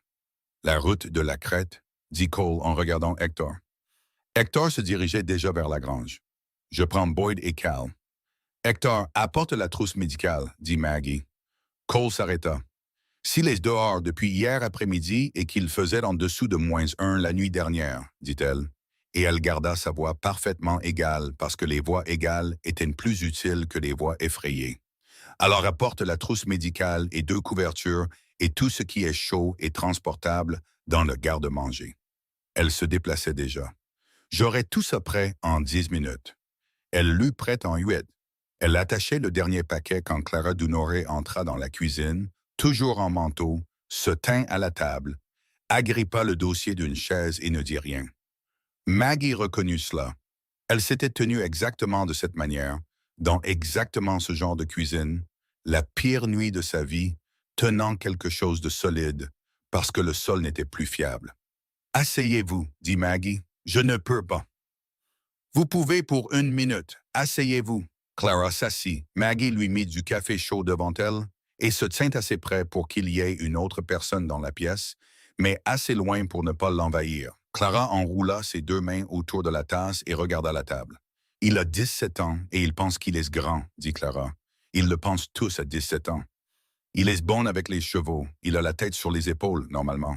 Mais cette route de la Crête dans le noir, si son cheval a perdu un fer ou si le sol a cédé le long de la rive du ruisseau, » Elle s'arrêta, serra les lèvres, les garda serrées jusqu'à ce que la chose qui voulait sortir soit retournée d'où elle venait. « Il est tout ce qui me reste. » Maggie s'assit en face d'elle. Elle se dit qu'elle n'allait pas te le dire, puis elle le dit quand même parce que Clara Dunor agrippait cette tasse à 2 mains et que la vérité était plus utile que le réconfort. « Ma fille est morte quand elle avait 3 ans, dit-elle. La fièvre, je n'étais pas là. C'est la chose que je porte. » Elle soutint le regard de Clara. « Je ne vous dis pas ça pour vous faire peur. Je vous le dis parce que je veux que vous compreniez que je sais ce que l'on ressent dans ce genre d'attente. Et je sais aussi que les hommes là-dehors ont trouvé des gens dans des circonstances pires et les ont ramenés. » Elle fit une pause. Cole Hargrove est doué pour trouver des choses. Clara la regarda. « Vous lui faites confiance? » »« Je lui fais confiance. » Quelque chose sur le visage de Clara se détendit légèrement. Pas complètement, juste assez pour la laisser respirer. Elles attendirent ensemble dans la cuisine, toutes les deux. Maggie remplissant le café quand il refroidissait, et Clara parlant par à-coups d'Eli, de son rire, de la façon dont il avait appris à monter à cheval avant de pouvoir marcher de manière fiable, de la dispute qu'ils avaient eue la semaine dernière pour savoir s'ils devaient rester pendant l'hiver ou s'ils pouvaient aller à Cheyenne pour travailler, ce que, rétrospectivement, Clara aurait souhaité gérer différemment. « Vous n'aviez pas tort de dire ce que vous avez dit, lui dit Maggie. Vous étiez d'une mère. J'avais peur et j'appelais ça de la raison. » Maggie pensa à ses propres choix raisonnables et à ce qu'ils lui avaient coûté.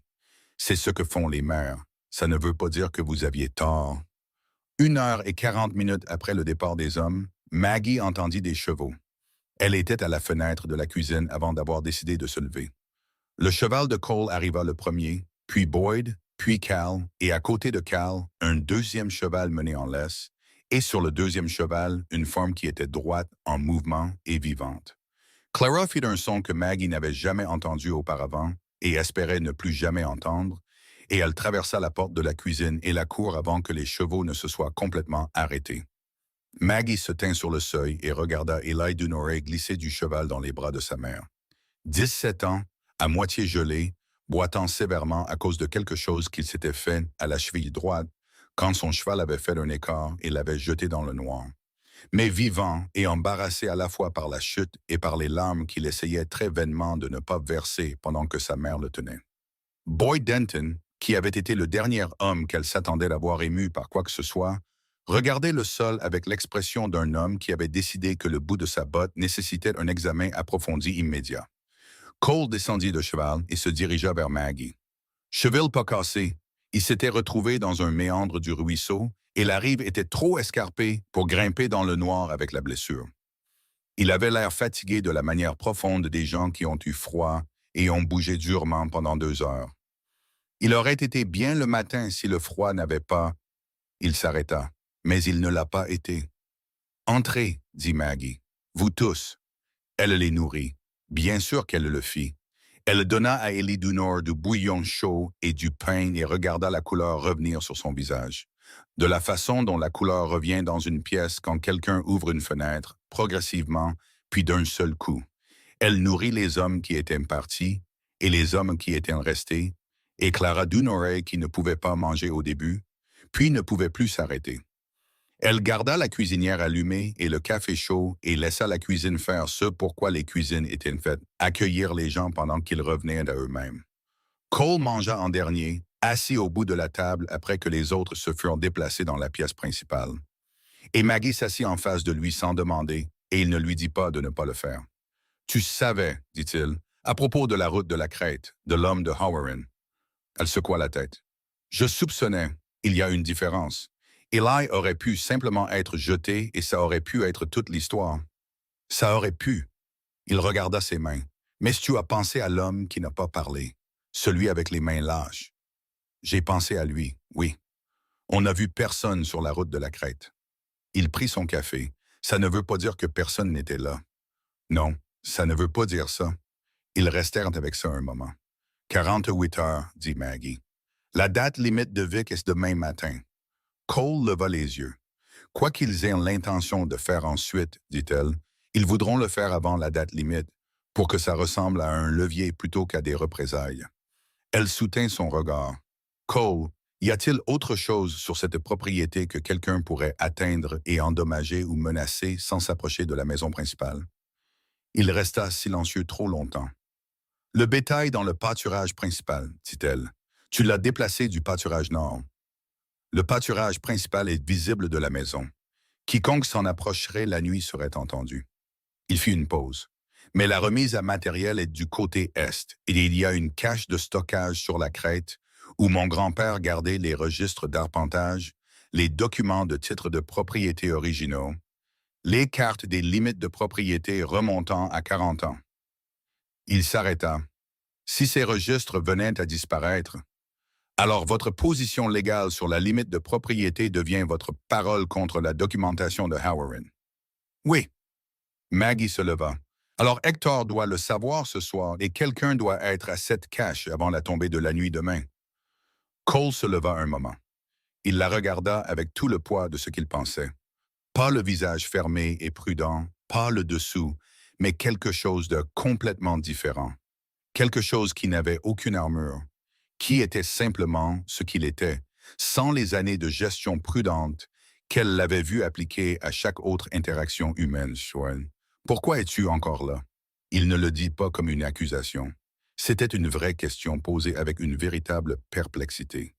De la façon dont un homme qui s'attend à être seul demande quand il découvre qu'il ne l'est pas. Maggie pensa à la lettre de Ruth, à la terre retournée dans le potager, aux écritures soignées de Junior et à l'embarras de Boyd Denton, et au son du rire de Cal il y a 2 nuits à une table qui avait été silencieuse trop longtemps avant son arrivée. Elle pensa aux mains de Cole, lâche à ses côtés à la porte avec Vic, se plaçant légèrement devant elle sans vouloir qu'elle le remarque. Elle pensa à Henry Pwitt et à sa fille, et à 2 personnes dans un jardin froid disant l'indicible et au soulagement particulier d'être entendu sans être réparé. « Parce que quelqu'un doit l'être, dit-elle. » Cole la regarda un long moment dans la cuisine chaude, avec le son de ses hommes dans la pièce voisine, et la voix de Clara Dunore s'élevant avec quelque chose qui était presque un rire, alors qu'Eli racontait une version de l'histoire plus drôle qu'elle n'en avait le droit. Puis il fit quelque chose qu'elle ne l'avait pas vu faire auparavant. Il tendit la main et prit la sienne. Pas à la manière d'un homme faisant une déclaration, mais à la manière d'un homme reconnaissant une chose qui était déjà là. Prudent, certain, sans théâtre. Il la tint pendant 5 secondes. Puis il la lâcha, mit son chapeau et alla trouver Hector. Maggie resta dans la cuisine avec la chaleur sur sa paume où sa main avait été et écouta le ranch autour d'elle. Les voix, le feu, le bétail dans le pâturage principal et l'obscurité du Wyoming pressant contre chaque fenêtre. Quoi qu'il arrive dans les 48 prochaines heures, ça arriverait, qu'elle soit prête ou non.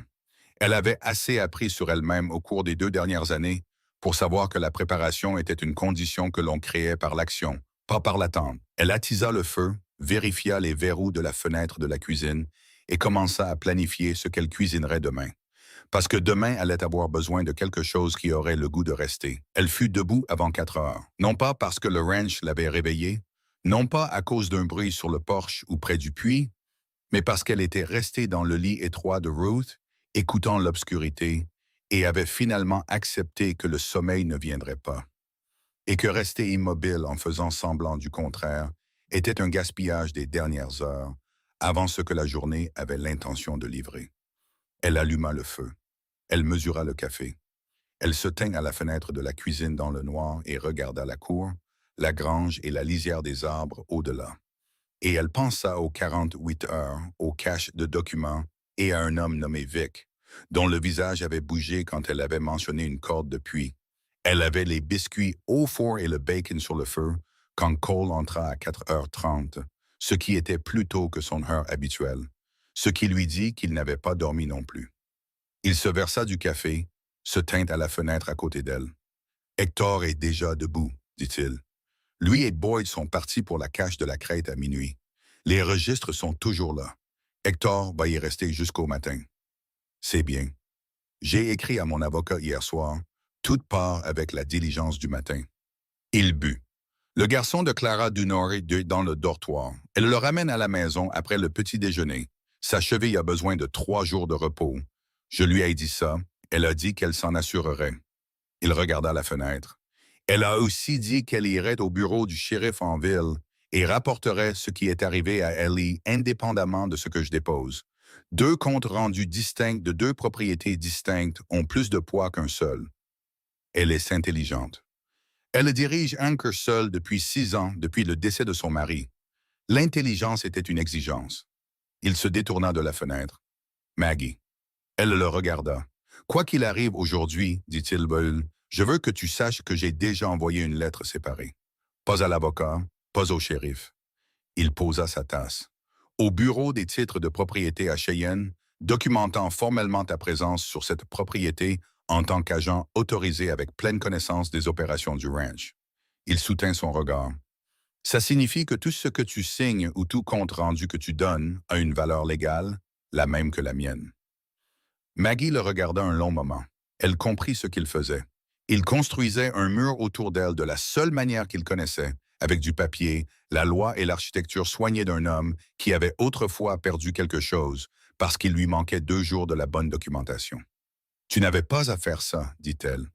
Je sais que je n'avais pas à le faire. » Il reprit de sa tasse. « Je voulais le faire. Il y a une différence. » Elle se retourna vers le bacon avant que son visage ne fasse quelque chose qu'elle ne lui avait pas donné la permission de faire.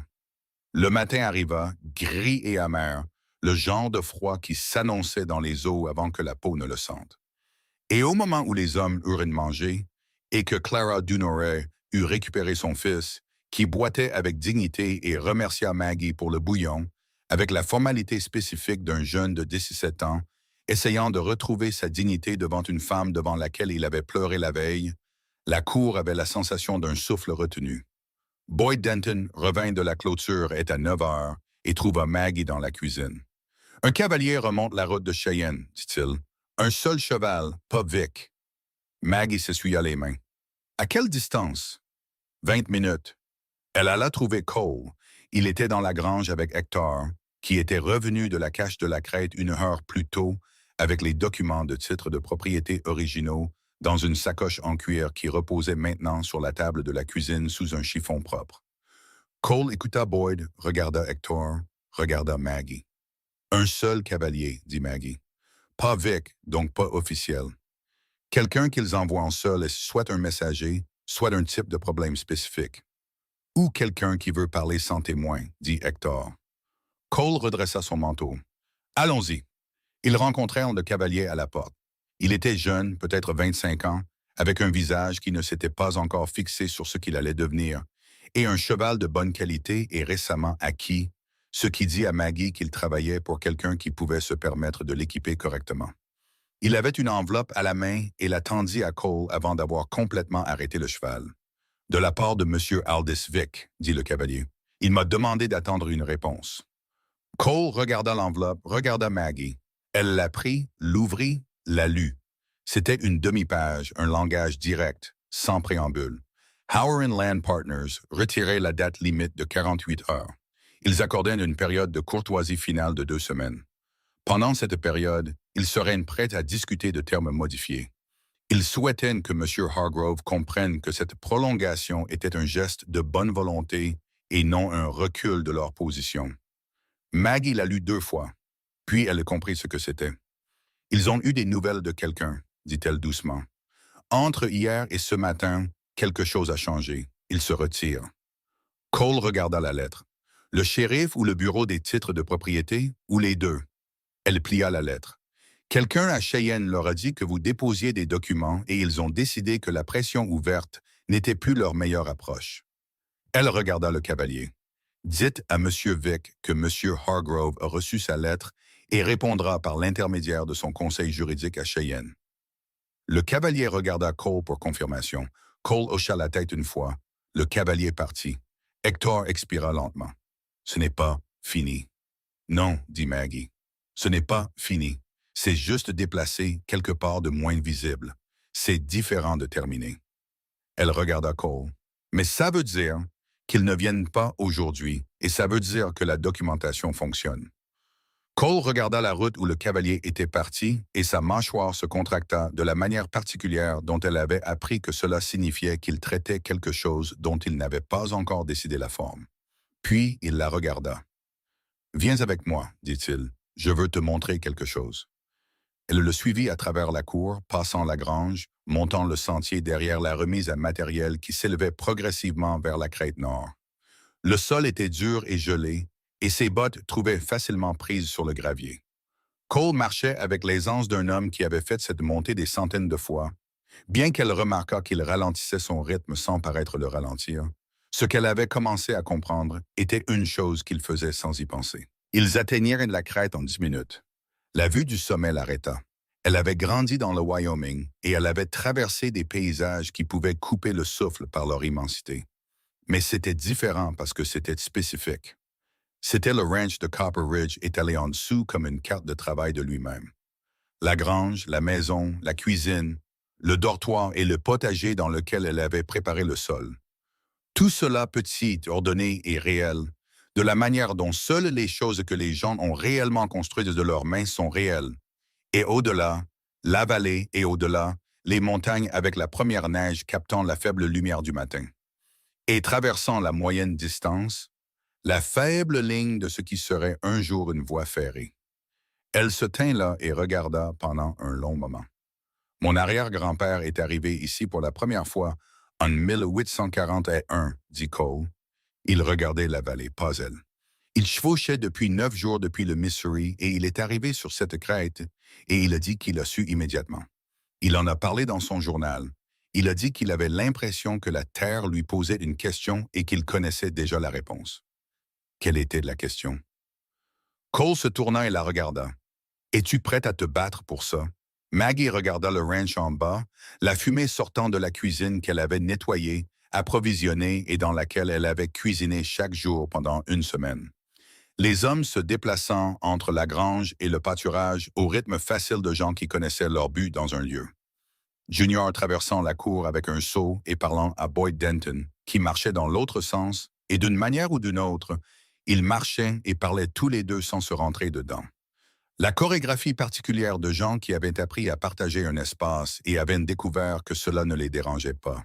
« Oui, dit-elle, pas à Cole, à la terre, à la lettre de route dans sa poche, à elle-même. » Cole l'entendit quand même.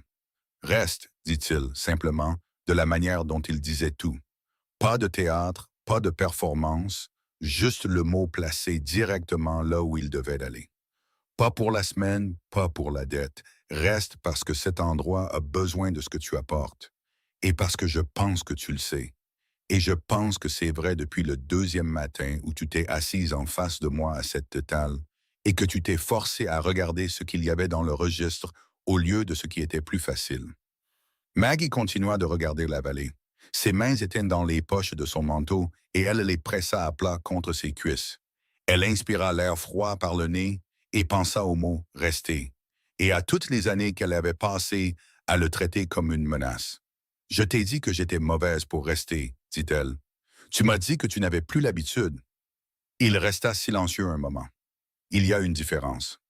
Elle se tourna et le regarda, debout sur la crête de son grand-père dans le matin froid, avec la sacoche de documents métaphoriquement encore chaude de la nuit précédente et la lettre de Vic dans sa poche, et 8 ans de culpabilité portés dans ses yeux, qui n'avaient pas disparu, mais s'étaient déplacés d'une manière ou d'une autre depuis les jours dans le jardin. Déplacés du centre de lui à un endroit moins porteur. Elle pensa à sa fille. Elle pensa à la petite tombe au Nevada qu'elle n'avait pas visitée depuis 2 ans, parce que visiter signifiait rester au même endroit assez longtemps pour le sentir. Et le sentir signifiait admettre que c'était réel. Et admettre que c'était réel signifiait accepter que le monde avait continué de tourner après que ce soit arrivé, ce qui était la partie pour laquelle elle n'avait jamais complètement pardonné au monde. « Je n'ai pas visité sa tombe, dit-elle. Emma, ma fille. » Le nom sortit comme il sortait toujours quand elle le laissait faire, plus grand que le mot lui-même, comme si le mot était un contenant trop petit pour ce qu'il contenait. Je bouge depuis si longtemps. Je me suis dit que c'était parce que je ne pouvais pas retourner au Nevada. Ce n'est pas vrai. J'aurais pu y retourner. J'ai choisi des routes qui n'y menaient pas. Cole resta immobile. Je pense que je dois y aller, dit-elle, avant le printemps. Je dois aller au Nevada et me tenir devant cette tombe et dire ce que j'aurais dû dire il y a 2 ans. Elle le regarda. Et ensuite, je dois revenir. Il laissa le silence s'installer avec ça un moment, de la façon dont il laissait les silences s'installer avec les choses. Je serai toujours là, dit-il. Je sais que tu le seras. Elle réussit quelque chose qui était presque un sourire. Tu es trop têtu pour être ailleurs. Le quasi-sourire traversa son visage. Plus prononcé cette fois. Assez pour compter. Ils redescendirent de la crête ensemble et entrèrent dans la cour. Et les affaires ordinaires d'une matinée de ranch de travail se refermèrent autour d'eux, comme de l'eau autour de 2 personnes qui étaient revenues dans un courant. Junior criant quelque chose depuis la remise à matériel. Hector venant de la grange avec un regard qui demandait et recevait une réassurance en 2 regards échangés. L'odeur du feu de la cuisine et le son du bétail, et la qualité particulière de la lumière à mi-matinée, dans le Wyoming, qui était fine et propre, et ne demandait rien de vous sauf d'y être présent. Et Maggie était présente pleinement, sans le pied déjà pointé vers la porte qui avait été son mode de vie pendant 2 ans. Les 2 pieds sur le sol du ranch de Copper Ridge, qui était gelé et réel, et le sien de la manière dont les choses deviennent vôtres, non pas par la propriété, mais par l'investissement de soins. L'après-midi amena de la marche. Maggie était dans le jardin quand le chariot arriva, et elle resta dans le jardin et le laissa venir. Elle entendit Cole sortir de la grange, et elle entendit leur voix, plus calme que d'habitude.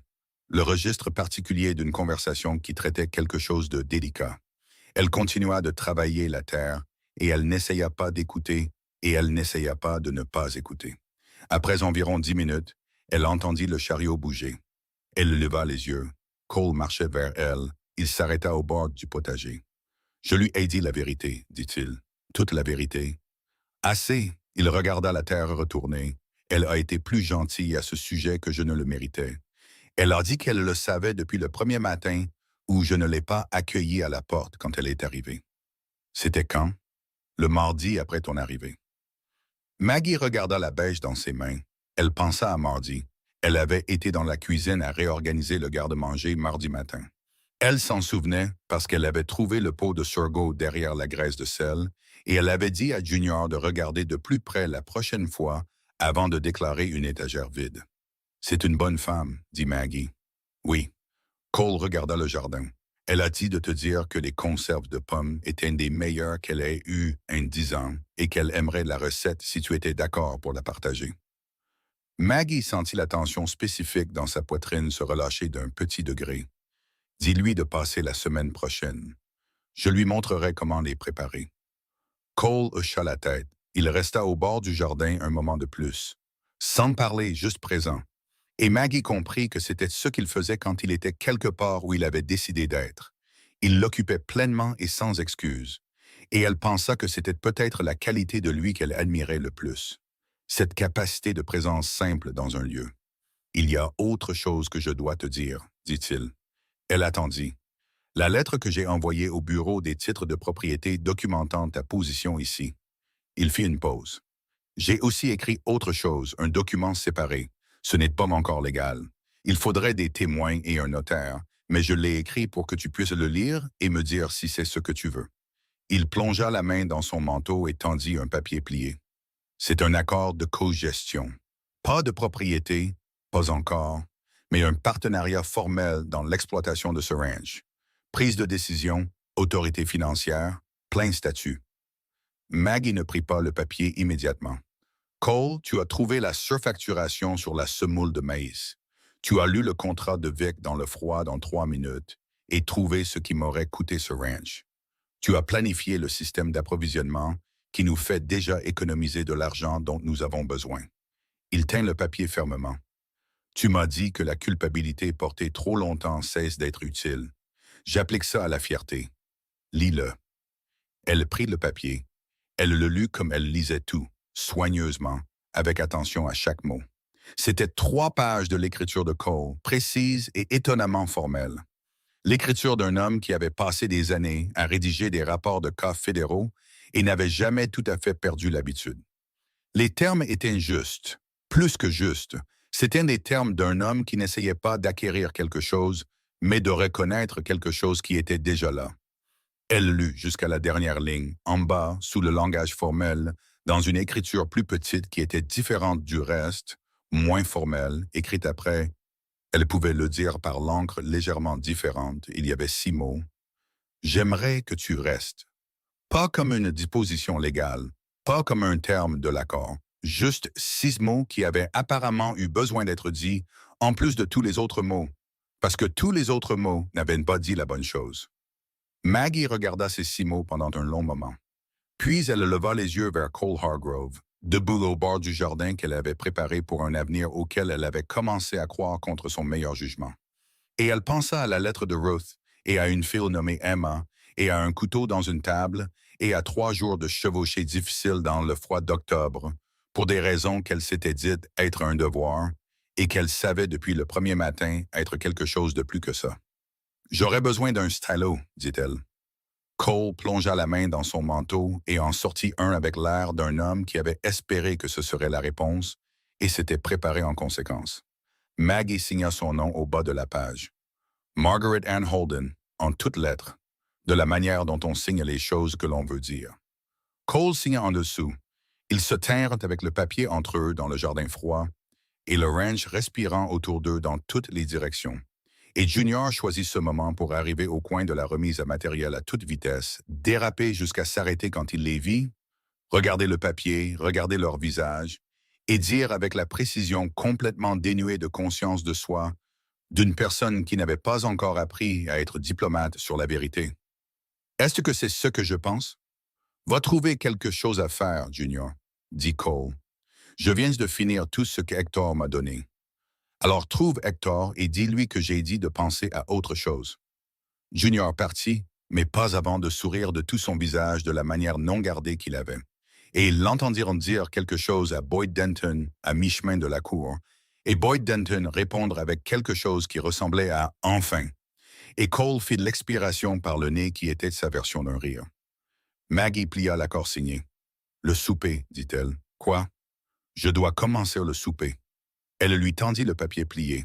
« Mette ça en lieu sûr et dis à Hector que j'ai besoin de quelqu'un pour monter les dernières légumes à racines, parce que je prépare quelque chose ce soir qui nécessite les bons oignons. » Cole prit le papier et le tint avec le soin particulier d'un homme tenant une chose qui compte. « Qu'est-ce que tu prépares? » Quelque chose qui sent comme si quelqu'un s'en souciait. Elle reprit sa bêche. « Il devrait y avoir un violon ce soir. Dis à Junior de trouver celui qu'il avait la semaine dernière. » Cole la regarda, le visage complet du dessous, rien de géré, Rien de prudent, juste ce qui était là quand les années de poids avaient été déplacées sur le côté assez longtemps pour que l'homme réel se tienne dans la lumière. Maggie, dit-il, elle se tourna. Merci. Il le dit simplement. D'être venu, de rester, pour la troisième page du contrat de Vic et la liste de provisions et le jardin et toutes les autres choses. Il fit une pause, pour faire en sorte que cet endroit sonne à nouveau comme s'il y avait des gens dedans. Maggie le regarda, debout sur la terre de son grand-père avec l'acte de propriété de son grand-père dans une sacoche dans la maison derrière lui et la question de son grand-père toujours en train de trouver une réponse après 40 ans de dur labeur pour y répondre. Et elle pensa à ce que signifiait se battre pour quelque chose, non pas parce qu'on n'avait pas d'autre choix, mais parce qu'on avait regardé tous les choix disponibles et que celui-ci valait plus que la peur de le perdre. Ruth savait, dit-elle. Elle savait que c'était là que je devais être. Une femme intelligente, la plus intelligente. Elle regarda la fenêtre de la cuisine, le rideau qu'elle avait accroché, la lumière chaude derrière. Elle disait toujours que la nourriture n'était que la raison pour laquelle les gens s'asseyaient. Le fait de s'asseoir était la vraie chose. Cole regarda aussi la cuisine. Elle avait l'habitude de dire « Une table pleine de gens qui mangent est la seule image honnête d'une communauté qui soit.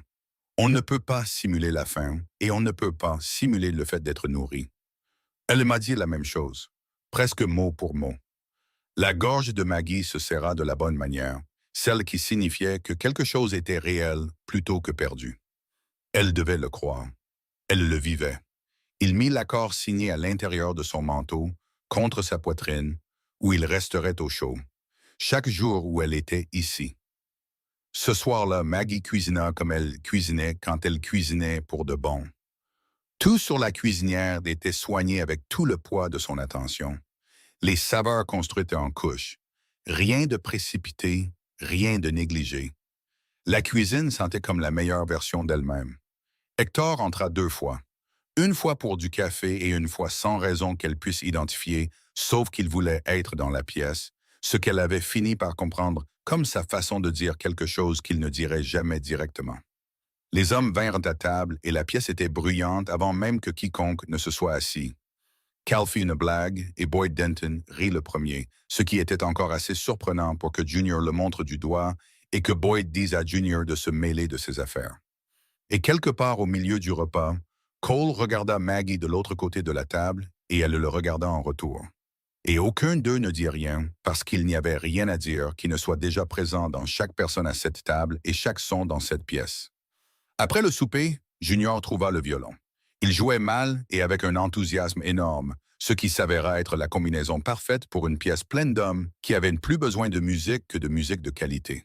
Et Cal chanta quelque chose qui était probablement un hymne dans sa forme originale, mais qui avait été modifié en cours de route pour devenir quelque chose de considérablement moins révérencieux. Et Boyd Denton, au choc visible de toutes les personnes présentes, connaissait toutes les paroles. Maggie se tenait sur le seuil de la cuisine et écoutait. Elle pensa aux routes qu'elle avait prises pendant 2 ans pour éviter de rester immobile. Elle pensa au Nevada et à la petite tombe qu'elle visiterait au printemps avant que le sol ne dégèle et que les plantations ne commencent. Et elle pensa à revenir dans cette cuisine après, au soulagement spécifique d'avoir un endroit particulier où revenir. Elle pensa à 6 mots à l'encre légèrement différentes au bas d'un accord signé. Elle pensa à rester. Pas de la façon dont elle y avait pensé avant, comme une chose que les autres faisaient, un risque qu'elle ne pouvait pas se permettre, une vulnérabilité qu'elle avait fermée le jour où Emma était morte et Thomas était parti, et où le monde avait prouvé au-delà de tout doute raisonnable que tout ce qu'elle construisait lui serait enlevé d'une manière ou d'une autre. Elle y pensa de la façon dont une personne pense à une chose qu'elle a déjà décidée, sans la peser, sans se couvrir, sans construire une sortie avant d'avoir fini de construire la porte. Juste le simple fait. La cuisine chaude et le violon et le papier signé contre la poitrine de Cole Hargrove, et l'hiver du Wyoming pressant contre chaque fenêtre d'un ranch qui était encore debout, parce que les gens qui s'y trouvaient avaient décidé que le combat en valait la peine. Elle pensa à Ruth, qui l'avait envoyée ici, sachant exactement dans quoi elle l'envoyait, qui avait compris que sa nièce avait besoin d'un endroit qui aurait besoin d'elle en retour, et qui avait eu raison, avait eu exactement raison, qui connaissait Maggie mieux que Maggie ne se connaissait elle-même. Ce qui était le génie particulier des femmes qui vous aiment assez pour vous dire la vérité dans une lettre qu'elles savent que vous ne lirez pas avant qu'elles ne soient parties. Dehors, le vent descendit de la crête, pur et froid, et les étoiles au-dessus du Wyoming étaient d'un absolu tel que tous les autres ciels semblaient être une approximation. Le ranch de Copper Ridge tenait bon dans l'obscurité, comme il l'avait toujours fait. Non pas parce que rien ne l'avait jamais menacé, mais parce que ses habitants avaient pris une décision répétée, un matin à la fois, un repas à la fois, une page signée à la fois, de rester, de se battre et de construire quelque chose qui méritait de durer. Maggie retourna dans sa cuisine, entretint le feu pour la nuit et accrocha son tablier au crochet près de la fenêtre où Ruth avait toujours accroché le sien. Elle était chez elle et elle restait, et c'était toute la vérité.